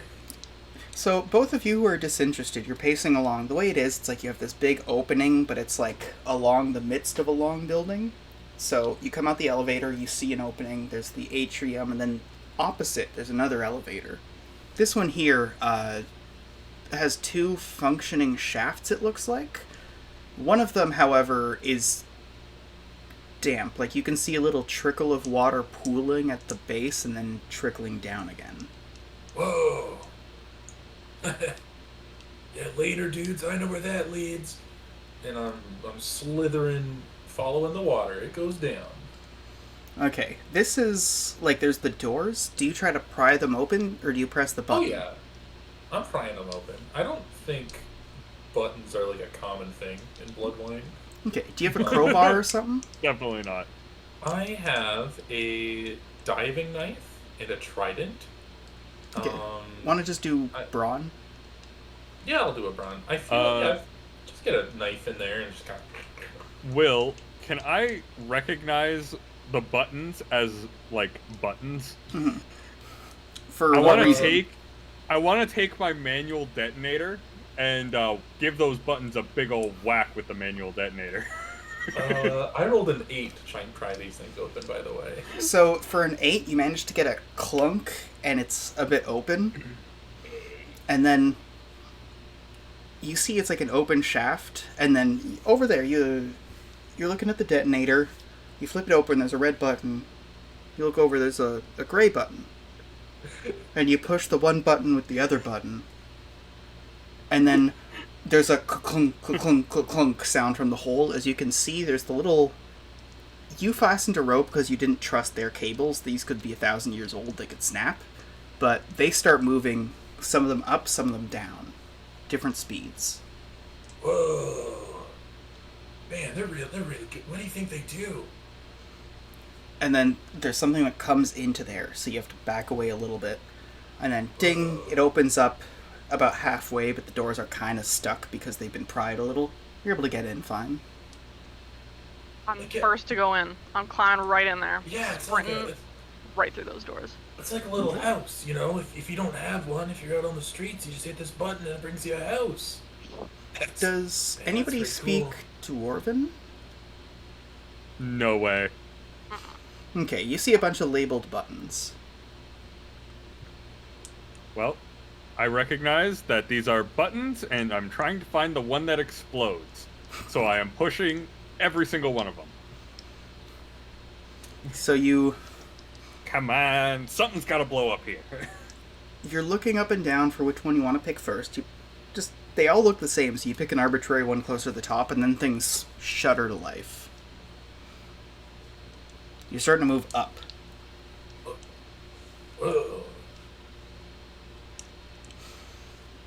You reach a section that's darkened outside of this one elevator section. It looks like it's just a central, transfer bay. You don't recognize the Dwarven, but you can clearly tell that those are other elevators that have an up arrow. As you step outside to ascertain your surroundings, these ones have a down arrow. There's also doors that go either direction. As you look through one of them, you don't recognize much, but when you look through the other, you see the bay you came in from. From the room you don't recognize, there's a little trickle of water that goes down into this elevator shaft. Oh, you know where I'm going? And at this point, I'm taking like a wild Geronimo leap, and just doing that thing where you kind of jump and grab the rope and go woo, woo, woo, woo, woo, woo, woo, woo, all the way down. Which shaft where? Because there's four The one with the elevators. water in it. You came. Okay, so there was the one that the water was coming in. You went in. It went up, and now you're following the water upstream. So you could go back the way you came, or you could go and press a low button. How are you meant to surf if you don't find the top of the place? You gotta go out to go back, you know? You're blowing my mind right now. Okay, yeah, let's hit another button. Which one of these says water? This one's wavy. That's the one. Bam. All right. Let me think. Okay. You shudder down briefly and then stop. Immediately when the door opens, you recognize that you're in the foul-smelling room. Ugh. The water doesn't stop here. I'm gonna make a big stink about it and cover my nose like this. Be like, oh my god, that's disgusting. Yeah, no, it's pretty ripe. I'll give you that. Was there any buttons here that look like a nose, just having a good time? A nose having a good time. Yeah.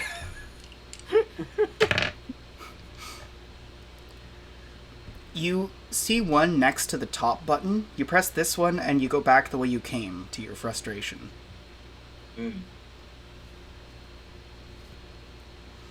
Another button? So we went further up top? You went clunk, clunk, clunk, clunk, and now you're back in the same spot.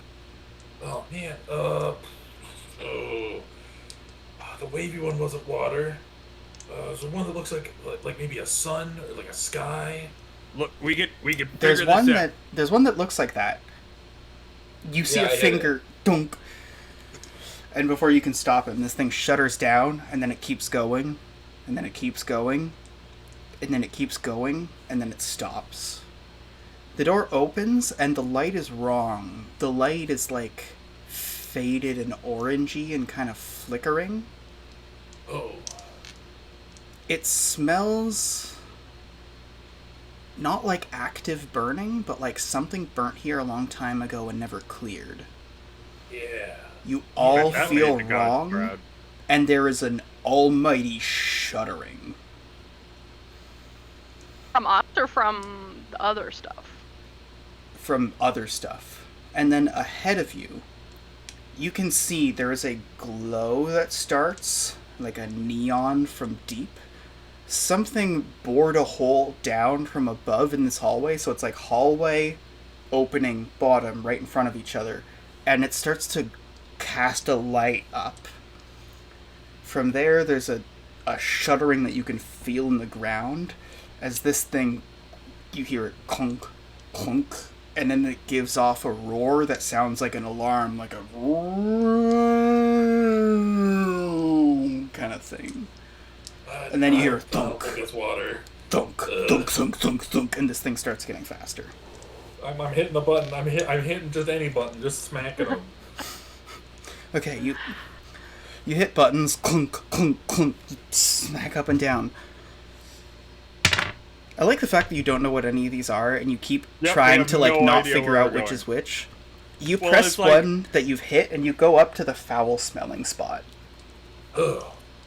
And this is just like, alright, that's rank, but like, better than where we were. Right. Maybe some of that burning can come up here and clean this out at some point. Okay, so when we pressed high, we went high. So maybe we gotta press low and go low. The one that brought you all the way down there was low. Whoa. Yeah, okay. Can we go lower than that? Are there lower buttons than the one that we push? No. You guys have left the elevator, right? Or are you still in it? I feel like I'm still in the elevator. Yeah, I feel like we're Yeah, still I don't think I'm getting it anytime soon. This place is rank. Okay, Wait. None of you feel this, but you take 3 damage each. Radiation damage. Nice! And then the elevator starts to shudder and move. You feel it's from a vibration deeper in, and the light flickers a little bit. All of the lights, even in the one in the elevator, are starting to turn orangey. Hey, That can't be good. Explosives guy. What if we put explosives in the room and then hit the button for the monster, and then he'd open it up and get blown up? Brilliant. I don't know. I like immediately just in the elevator just start like going down on the ground and trying to like make something with the wires and like the alarm clocks that I have.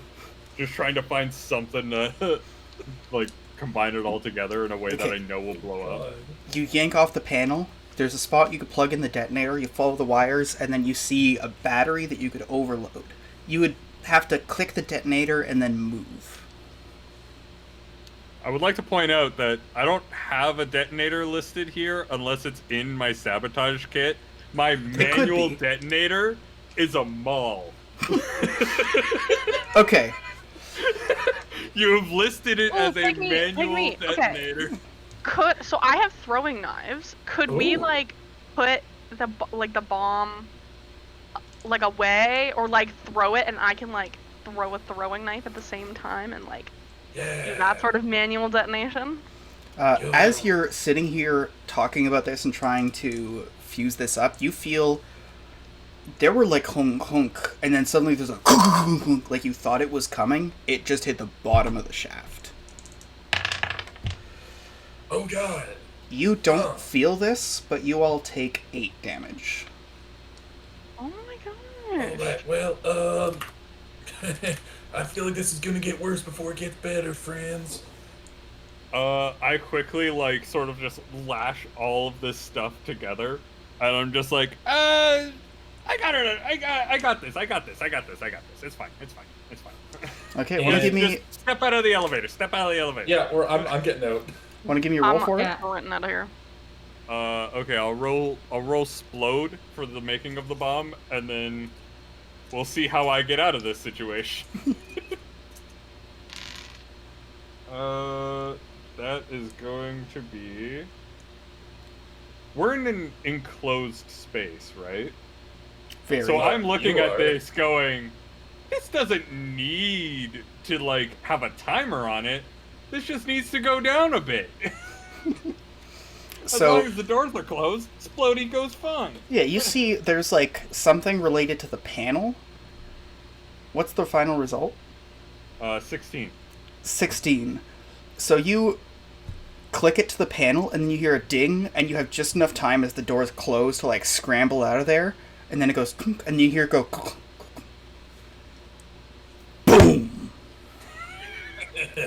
Yo! And then a wrenching noise, and then some glowing claws go through the elevator doors in front of you. Another set, another set, another set. Didn't work. Don't worry, guys. I got this. And I hollow out my net that covers 3 squares.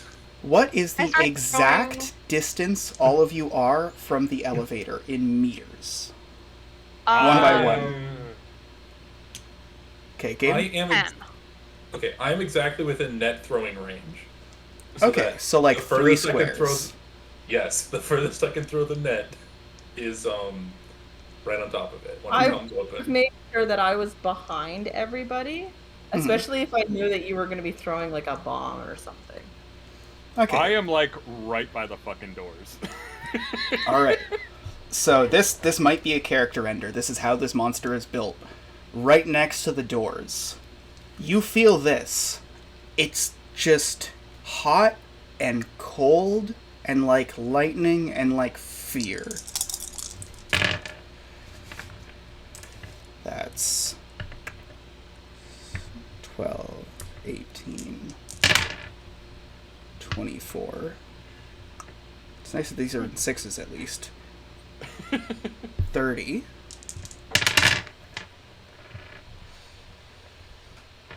At least this was bad, and it's like, this is as bad as it can get. 36. Okay. Yeah, I'm 40... literally as close as you can get, unless I wanted to lick the damn thing. 43 radiation damage. I'm fine. Next was 3 squares away, net throwing range. 6, 12. Oh, almost fell off.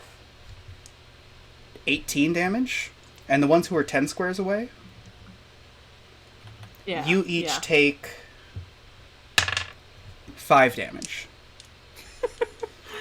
I am all giving you ample opportunity to react before this thing tears the doors off the elevator. I'm gonna throw some knives, as many as I can, before the doors tear off, because I want to see if I can like get some fingies to like not, you know. Mm-hmm. Give me a roll for it. Running. Probably. How many throwing knives can I throw? 1 per attack.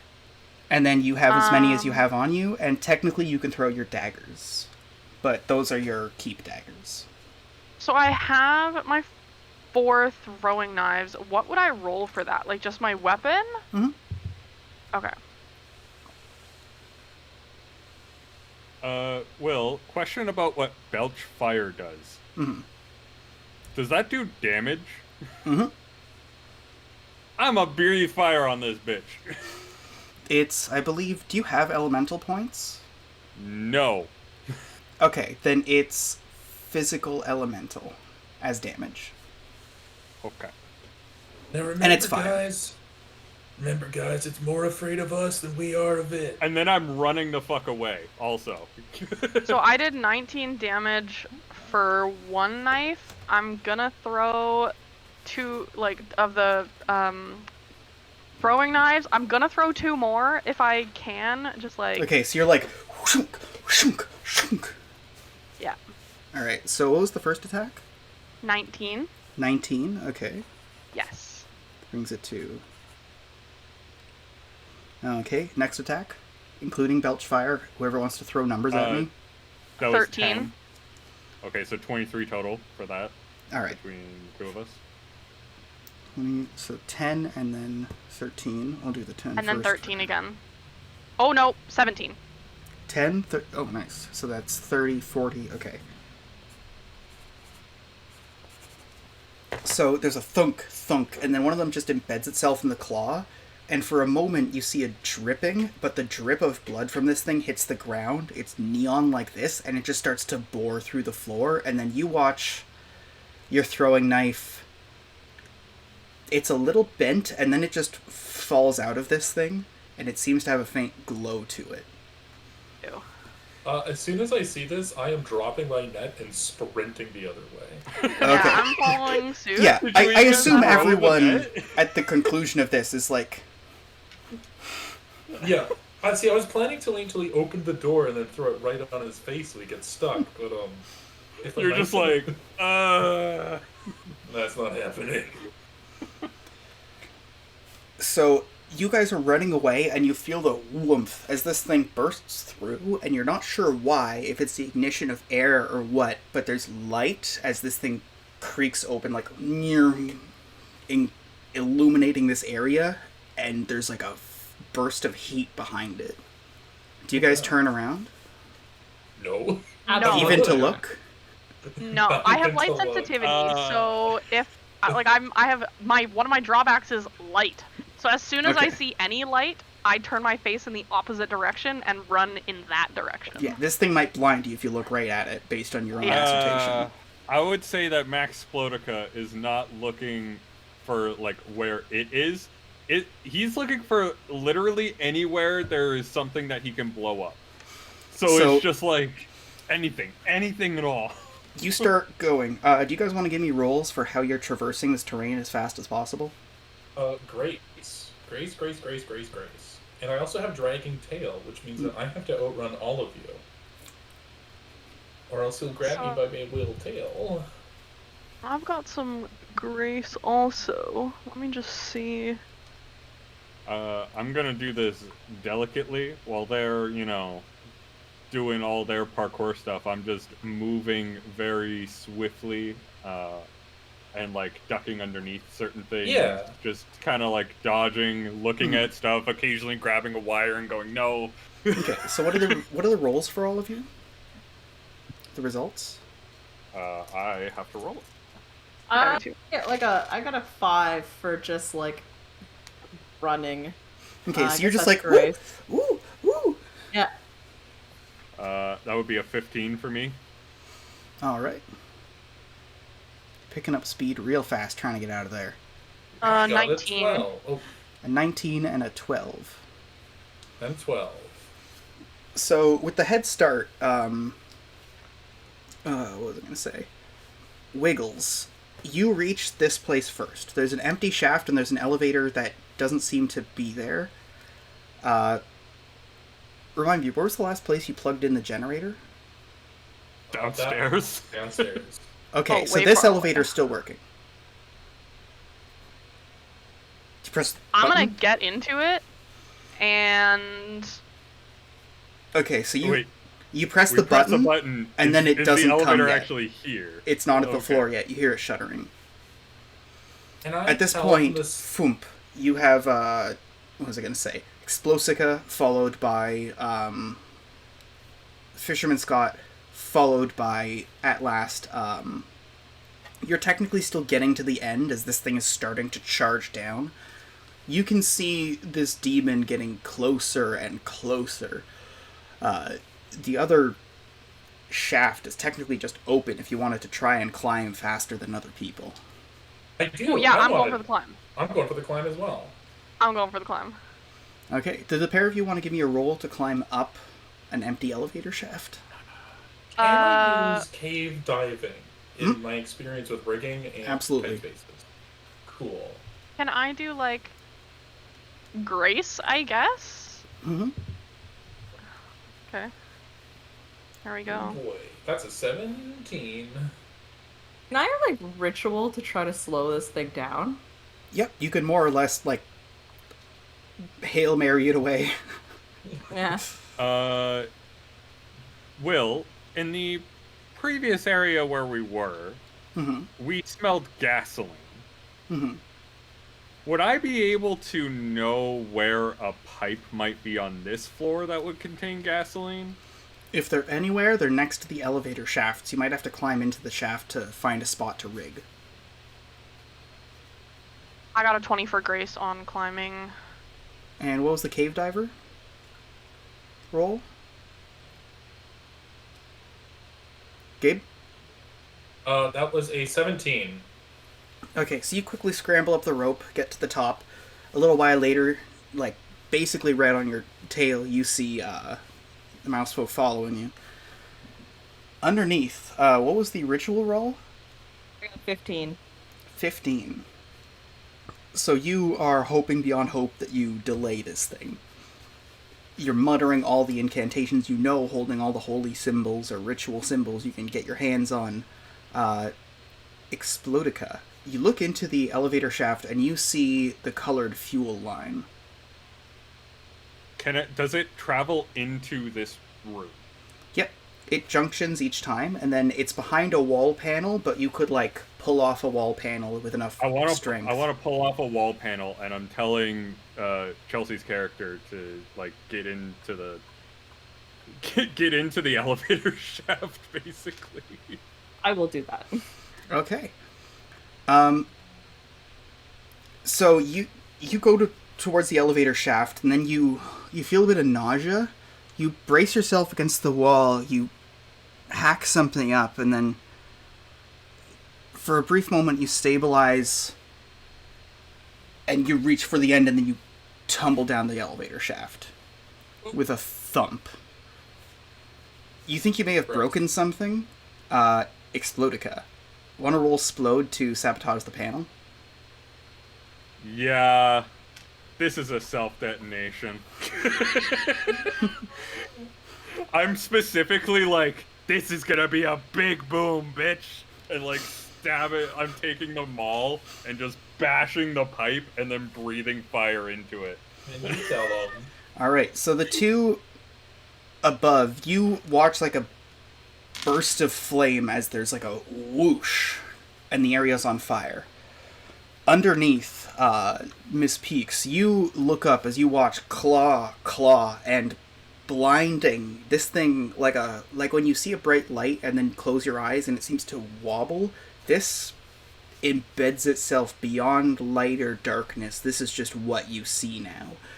There is a face in the middle of this unknowable glowing haze, and it is angry. You are melted from the front back by the meltdown demon. That was a 20 for Explode on the meltdown demon, I guess. My target was the meltdown demon. Right. Just making a whole lot of gas blow up in front of it. You're not sure if it's smaller or not. You're not sure if you even slowed it down. You're at the top of this shaft by the bay when you see two confused adventurers walking in. Who are they?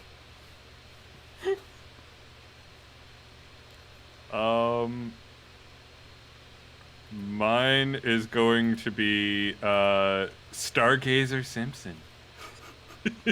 Alright. And Sleepy Madge. Alright. Both of you came in, you saw bodies, you saw what looked like dead demons.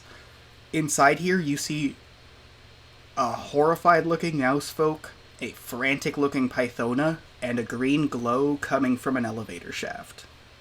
Oh, you guys do not want to see what's down there. Whoa, trust me, dude.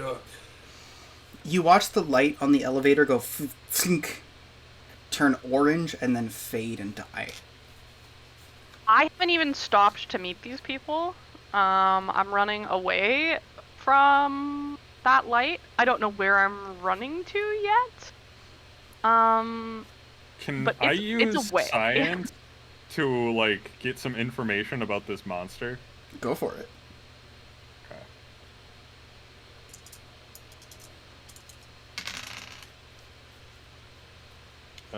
Let's see. 15. It's a dwarven ruin. It would just be a regular robot if this was bog standard, or maybe some twisted concoction of the dwarves. Whatever this is, if it's got that light, it's gotta be related to the forbidden metal. I look at that and just go, disgusting. Well, dude, there's not even any water down there. Oh, I think I need to catch my breath. And I'm like away from the elevator shaft, but I don't quite have this. I'm just, I gotta take a breather before I actually like climb out of here. After a brief moment, you manage to get to the edge of the bay, and then all of you start to feel kind of sick. As this thing's at the bottom of the elevator shaft. If I measure correctly, that should be... Ooh. How many squares away from the shaft entrance is everybody? I am, You're on at the it, opposite right? side. Yeah, like on the nearest wall, basically. The nearest place I could lean. Okay, so I made no effort to stop, so I'm thinking, like... Yeah, you're on the other end of the hallway, right? I'm gone. I'm gonzoed. Okay, I identified it, but I'm moving back, like, to face this thing when it comes down the elevator. Okay, so... Probably, like, confused and standing 10 feet away or something. Okay. So, first up for Fisherman Scott, you take... 8. It's funny how this keeps being 6s. 18 points of radiation damage. Next closest would be whoever is just confused and standing there. You would be...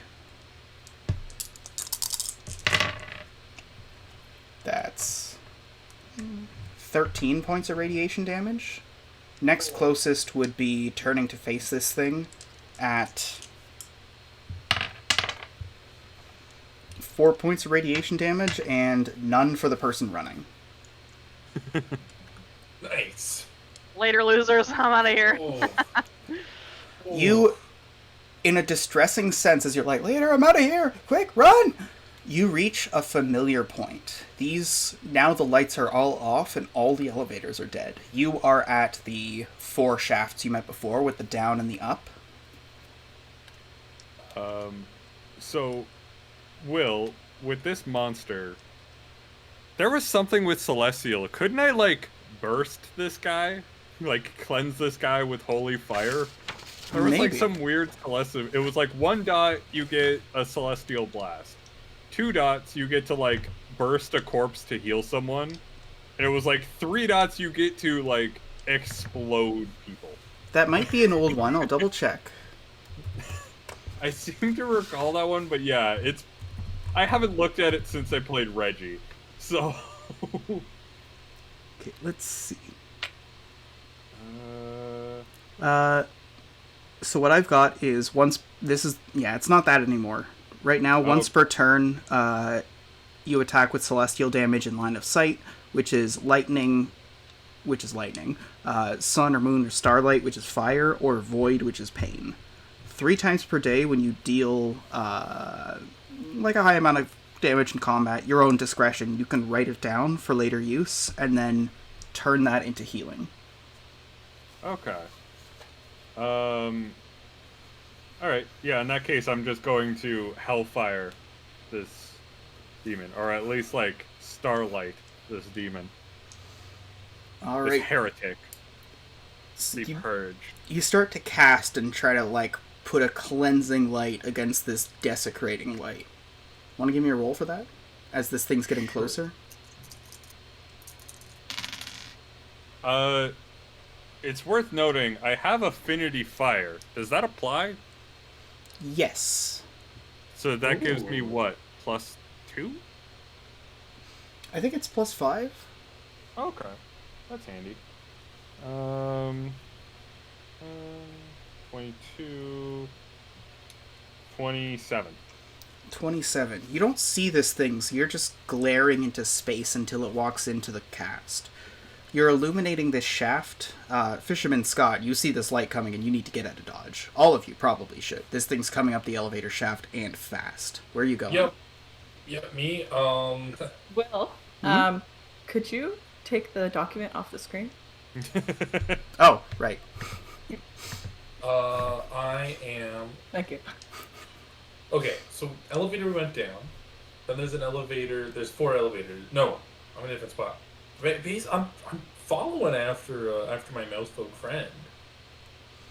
So we're at those 4 shafts again, but I don't remember where to go. Like, I'm thinking we dip the hell out of here. As you're wondering this, Fisherman Scott, you see the trickle of water going the other way. Right. The water. You just gotta go away from the water. Actually, can I roll cave diving to try and get a sense of direction here? Absolutely. Like, that feels like a relevant skill. Following water streams, definitely. Yeah, that is a 18. So here's the whole gimmick. Following the water will get you to wherever the water entered the cave. In a best case scenario, this gets you to the surface. In a worst case scenario, that might be a little tunnel 3 inches thick that makes the water come out. No matter what, if this is a bunker, as far as you can tell, probably the right way to go. You keep going that direction. All of you are making progress as you see the light of this thing. It's faded and distant. It's come up sort of through the shaft, but even at this distance, it's still moving towards you. Oh, God. Here you see smaller rooms, and then, like, some open ones that have all, like, equipment and weaponry and armor stacked up in there. There's a door at the far end, you see, that the water's leaking out of. The door's shut, though. That's the one. Oh, I'm just running. I'm just gonna put a shoulder down and see if I can make a dent in it. I have break-in tools.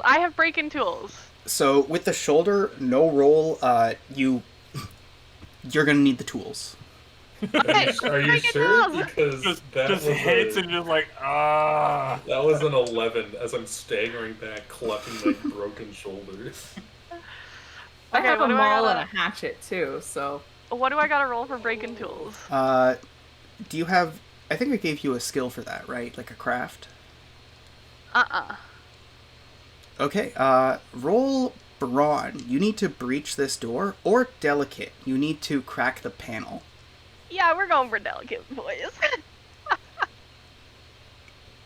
Let's see what happens. Oh.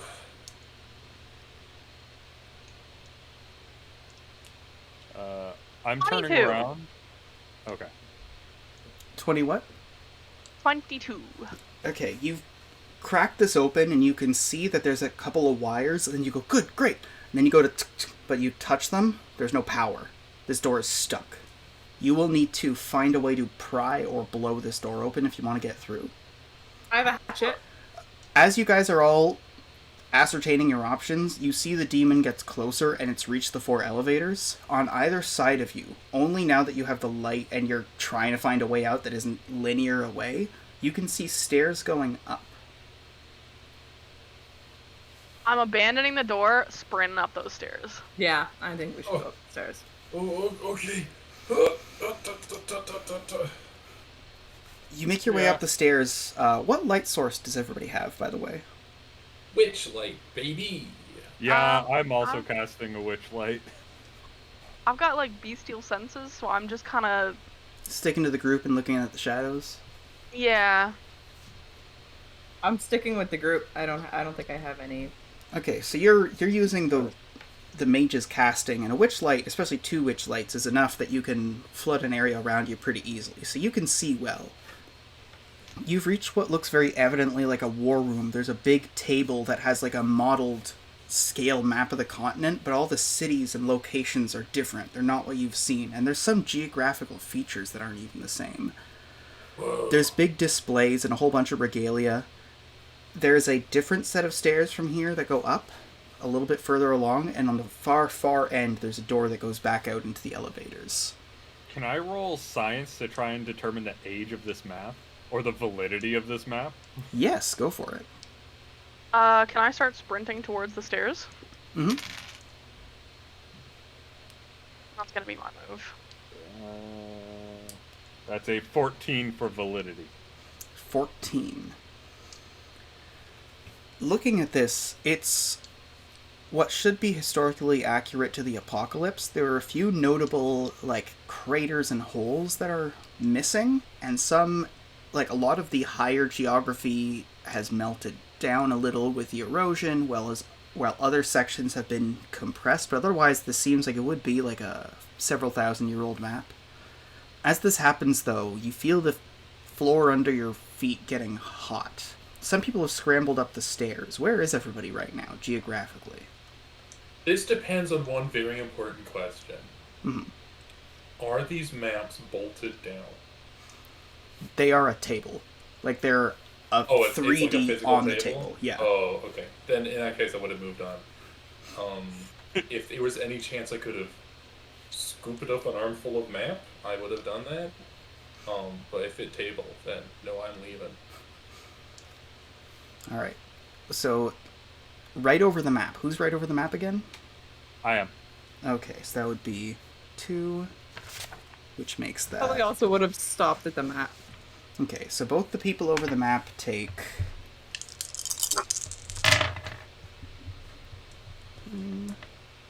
17... Both of you take 19 radiation damage. The other two, you're going up the stairs, right? Yeah, I'm making hot moves. Okay, to get out of here. Both of you take 5. Okay, that puts me below hurt. All right. Can I do a doctor roll? On self, yeah. I don't have any dots in it. Go for it.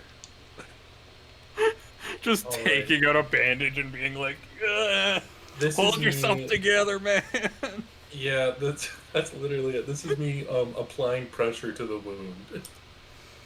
So you start moving. Your legs feel weak and stringy and kind of red and burnt, but the rest of your body is as well. What's your health at with the 5? With the 5, it's at 53. Okay, so before the doctoring resolves, there's the bleed damage, Oh. which brings you down to 49. No. No. So you're clutching at yourself, but the blood keeps seeping and the floor is getting hotter. Everybody who went upstairs, you are now in what looks like lavish private quarters. The stairs keep going up. Oh. I'm not even stopping. Like, Yeah. For a brief moment, you see maps and medals and little cups and a coffee set. You keep moving. don't want it. Is there like a nice comfy chair here? Yep. I'm not going to be able to heal myself past what I'm taking in bleed damage. I'm going to find a nice comfy chair and go, well, this looks like as good a place as any.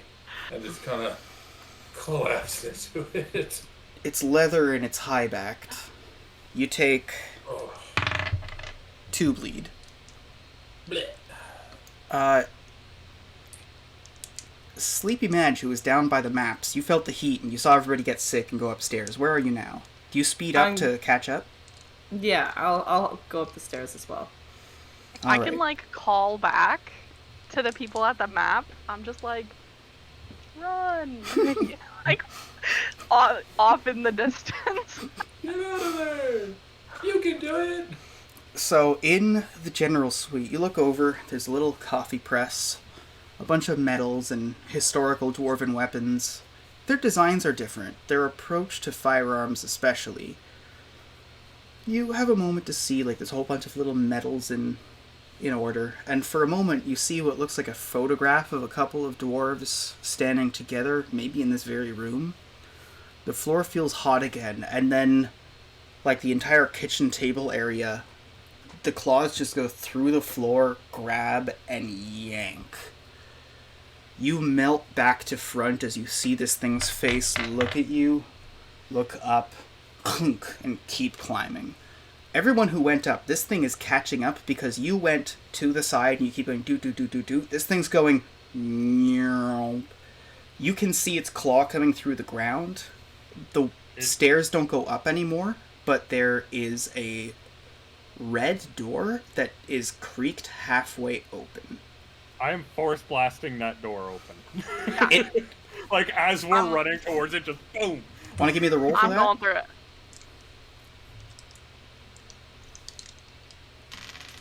That is a nice roll. That is a 17. Okay, I'm going to double check some things. You see, this is blown off the hinges, and you end up in a room, and the only way out is with another door which must lead back into the stairwell. Dead end.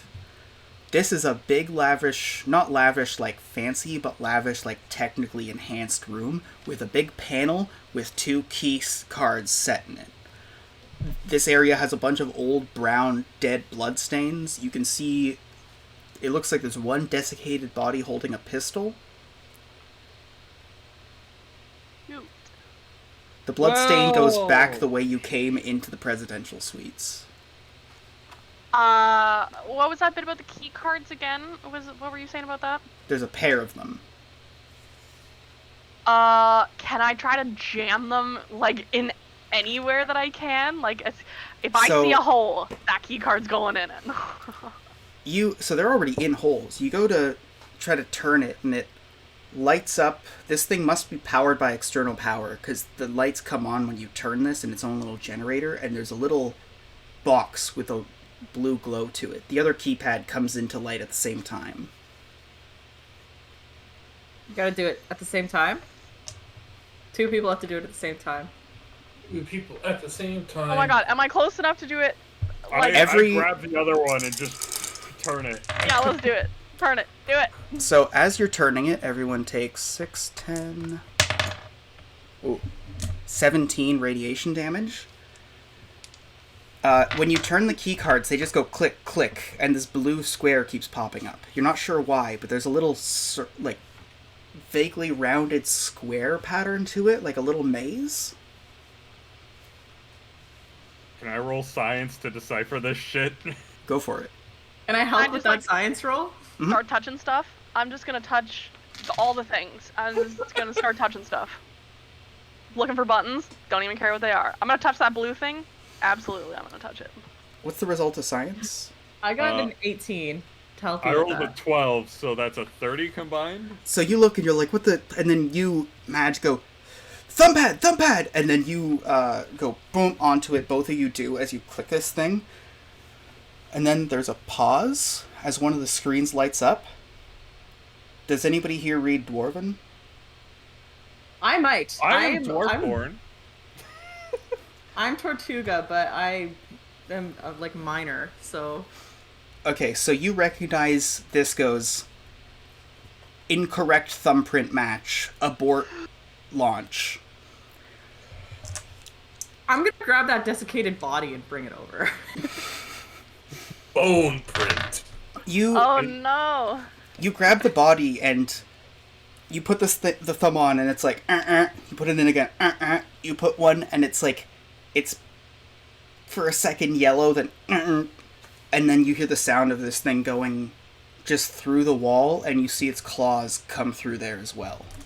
This is a tiny, like, 3x3 room.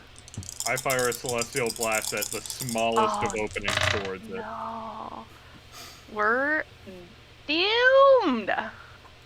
Well, I mean, you could try running down the stairs. I feel like because I'm in this, like, the same room as this thing, I can't see anything.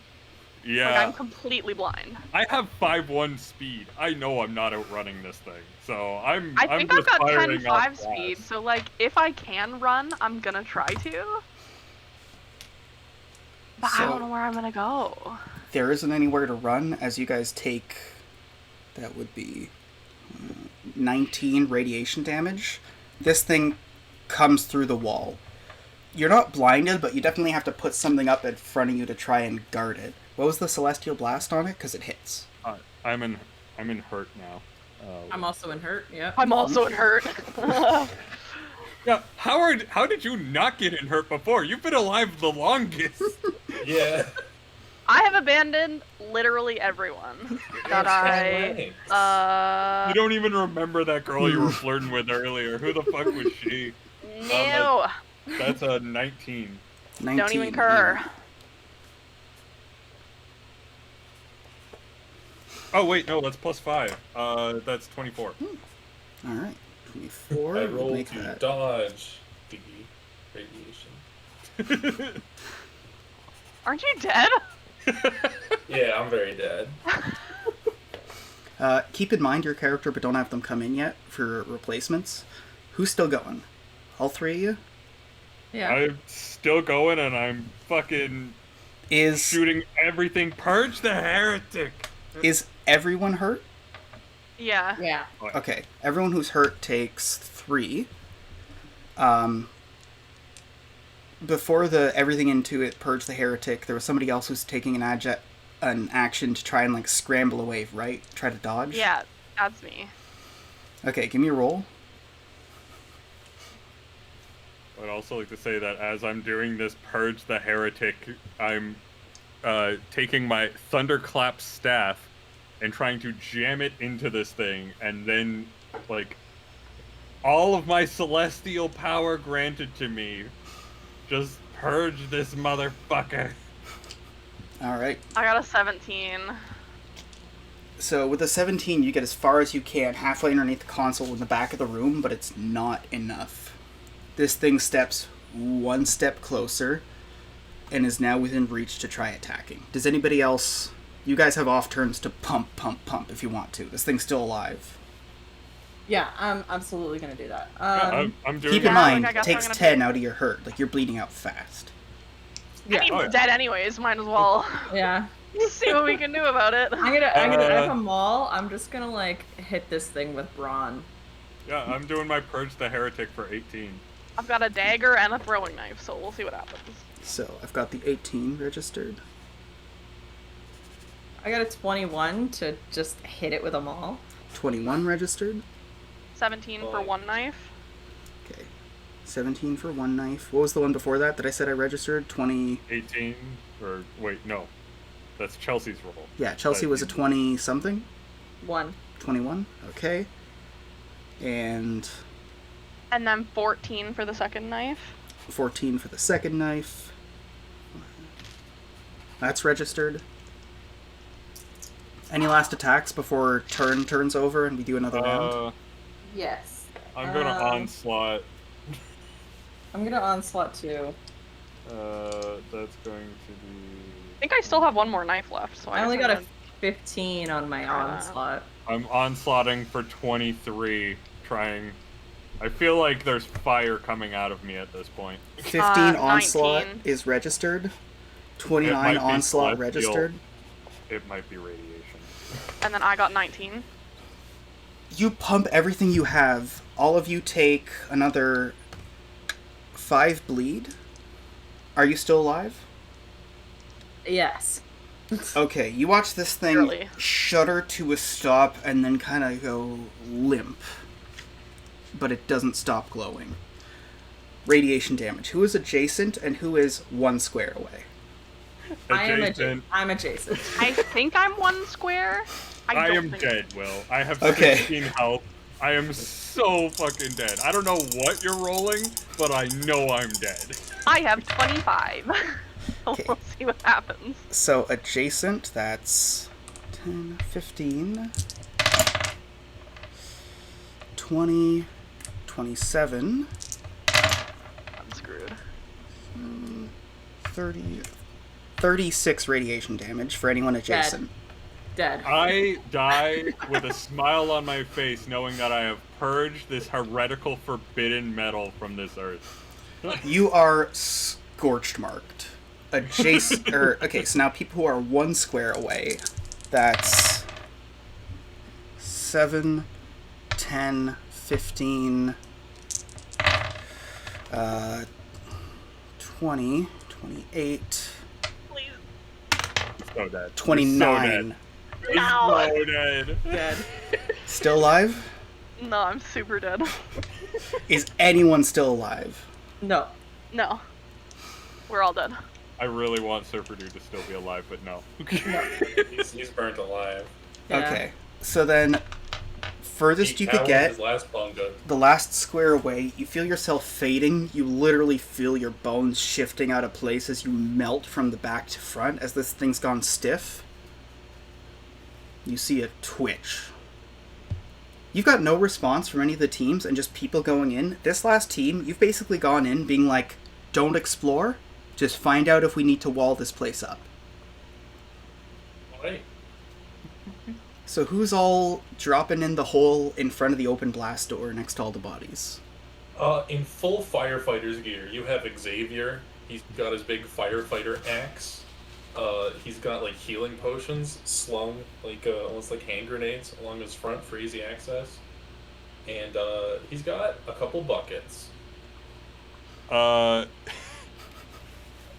proceeding afterwards is Miss Maltov, in a bright red sundress, proceeding down with a bandolier of like bombs across across the chest, just sliding down with her with the fireman just ready to fucking go.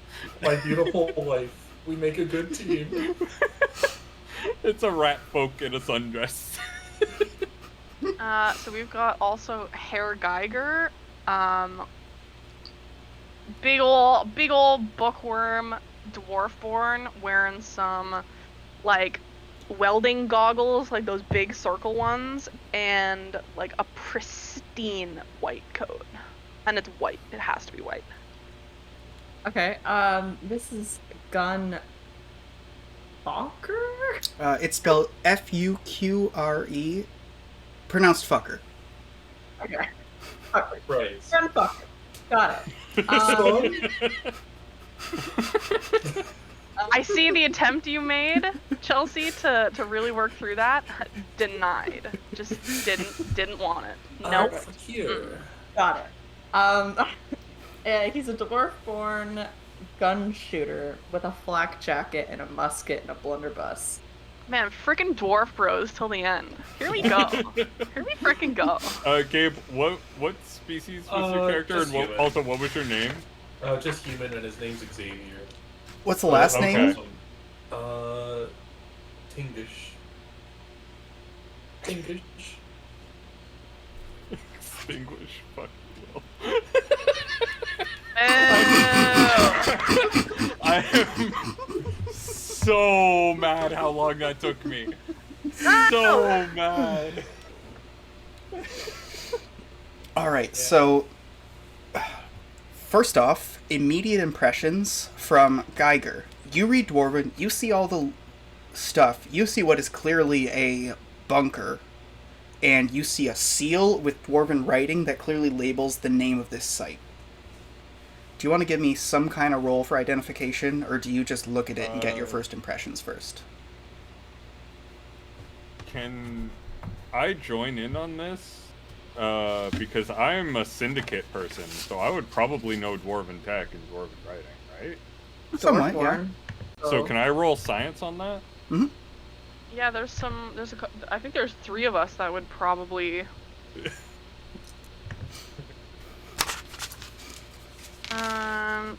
Because I've also got some, like... Oh, I've got a Dwarven architecture book. And with researcher, it's... Wow, we picked the best people for last. Whatever the encumbrance... the most competent people for last. Whatever the encumbrance of that book, +1 is the number of d6 it adds to a check if you can sit there and open it. If it's a 1 encumbrance book, it's one-handed. If it's 2, you need to hold it open with both hands and, like, put it on a table. Or the ground. Oh, fucking hell. So what are we trying to learn? You see coats of arms, names, labels, a million things. I just want the results of the rolls. 14 for me. 14, what was the roll again? Science? Science. Using my syndicate knowledge. 14. There is a good chance that the place you breached has forbidden metal, unless it's just full of monsters, or both. So your eyes are open for anything radiation-based, or... You wouldn't know what to call it. Like, you wouldn't call it radiation, but you would know that there is a strange, mysterious, invisible sickness that comes with the forbidden metal. Xavier, honey, we literally may have a want to book. get out of here. I've got a book this place called is gonna be dangerous. Forbidden Metal. So I think I'm gonna use that one. Alright. As I'm going, there's probably some forbidden metal around this place, and probably some monsters that we aren't too keen on fighting. So if it's a small tome, how many d6? It's a 1 encumbrance. Mm-hmm. So 2d6. Okay, let me just. And you add that to whatever the check is. So science, history. Well, you see, hon, forbidden metal, it just makes you sick. Everyone around you gets sick. That would explain all the bodies littered around. So I got 28 for science. There's like burst pipes, caved-in walls, corpses everywhere, a faintly glowing orange corpse. Well, or green corpse, sorry. So before even opening up this book, although you immediately reach for it while hearing forbidden metal, you see right above the door emblazoned, there's like a nuclear sign and an eagle, and in Dwarven writing it says that this is the Amarician Presidential Fallout Shelter. This place definitely has forbidden metal, and places like this are known to have large amounts of it. You also know, you have a book there about Project Amarician Values Forever, I believe, right? Yeah. One of these bunkers has that mysterious project. You know it has something to do with robots, that's all you know. Well, I've seen all I need to see. My vote is we turn around and recommend this is filled in with as much stone and rubble as they can spare. Yeah, I'm gonna second on that one. Is there any way that I can find like a generator around here to turn on the computer? Or any way to turn on the computer? You notice the computers. You would need to restore power to this area. What skills would you have to do that? Just my syndicate science. Like, just pure science. You don't know how, so you wouldn't know how to do it without some kind of dwarven tech knowledge, but you should be able to take the truck that's right next to there and plug it into the wall if you have the right cables. If you can start it up again. But it looks like somebody already started. It's just sitting there, like, idling. I'm assuming we see the corpses. Can I roll doctor to, like, confirm there is some sort of weird sickness going on? So yeah, that go for when it. the higher-ups say, hey, why did you tell us to shut this off? I can say, I had good reasons. Can I assist on that doctor roll? Mm-hmm. You can use the Forbidden Metal Tome since it's already out. Alright, that is a... Okay. What does the Forbidden Metal Tome give me? 3d6, but this assumes that her Geiger is there looking over. Oh, okay. So it gives me a 3d6. Okay. That is an 11. Like, so I have a 2d6. The tome gives me a 3d6. Okay. Yep. Sorry, the tome gives you another, so that'd be 5d6. Oh! I don't have enough d6s. Yeah, re-roll some. I'll just re-roll. That's what I've been doing with the adjacent damage. Mr. Extinguishes over here looking at the bodies going, yeah, that looks like a sickness to me. That's 24. Alright. On the doctor. So, you're looking over this tome with Geiger, and you're, like, double-checking as... You hear some of these symptoms described by Extinguish, checking on the bodies. You check for the extra ones and ask for them to seek them out. They're all there. This place is flooded with the cursed magic of the forbidden metal. And there are corpses of demons lying around, We should right? probably... We should probably leave. Demons, forbidden metals... I vote we leave and never return. I second that, hon. Yeah, number 4 also throwing yeah. that vote in. Alright. All of you climb back up the rope and out of here. Through the cavern, down a ways down, you see the vent, and you come out to the waiting group. Are there any unused PCs that would be still waiting outside? Yeah. Yes. No. I have one. Chelsea, I died so much. Yeah. So who's left still outside? You can just give me the name. You don't need to look at the sheet. Vigil Devoto. Wormwood Ryans. Wormfood Ryans. Okay, so you see a couple of scrangly looking types. One of them is, has a big heavy shield, a heavy fighter getting ready to, in case any fiends are coming up behind you. And the other one there, you see, just like a pirate out of a picture book. Full on. Yeah. The rest of the miners are looking at you. Sleepy Madge didn't make it, right? No. So Sleepy Madge was one of the famous local miners who came in going, we can stop this. They're all looking at you expectantly for the answer and what to do. The mine boss is there as well. Fill it in. Like, Yes. forbidden metal. Get her out of there. You mean it? The forbidden metal? Yes. Alright! Let's get some bombs, let's get some fuses, let's blow this whole mountain from the inside out. Whatever's in here can't be getting out. All the miners... Miss Molotov just takes a couple of, like, things off of her belt and just, like, starts setting them. All the miners start heading back into the mine to rig it to blow from behind. It takes some time, a couple of hours, some double checks, but it blows. And the last person to check swears they saw something glowing in there, crawling along the floor, melting through it. But they left because they knew it had something to do with the forbidden metal. Some of you died younger than you should have, but it's not certain you would have known. Whatever's in that mountain is buried beneath. Hooray! Poor Lantern Jane. Feel so bad for Lantern Jane. I might... Yeah. I might bring Lantern Jane back. Even though I didn't even make that character, I had a lot of fun with Lantern Jane just being a coward. Yeah. I don't often play cowards, and that was a lot of fun.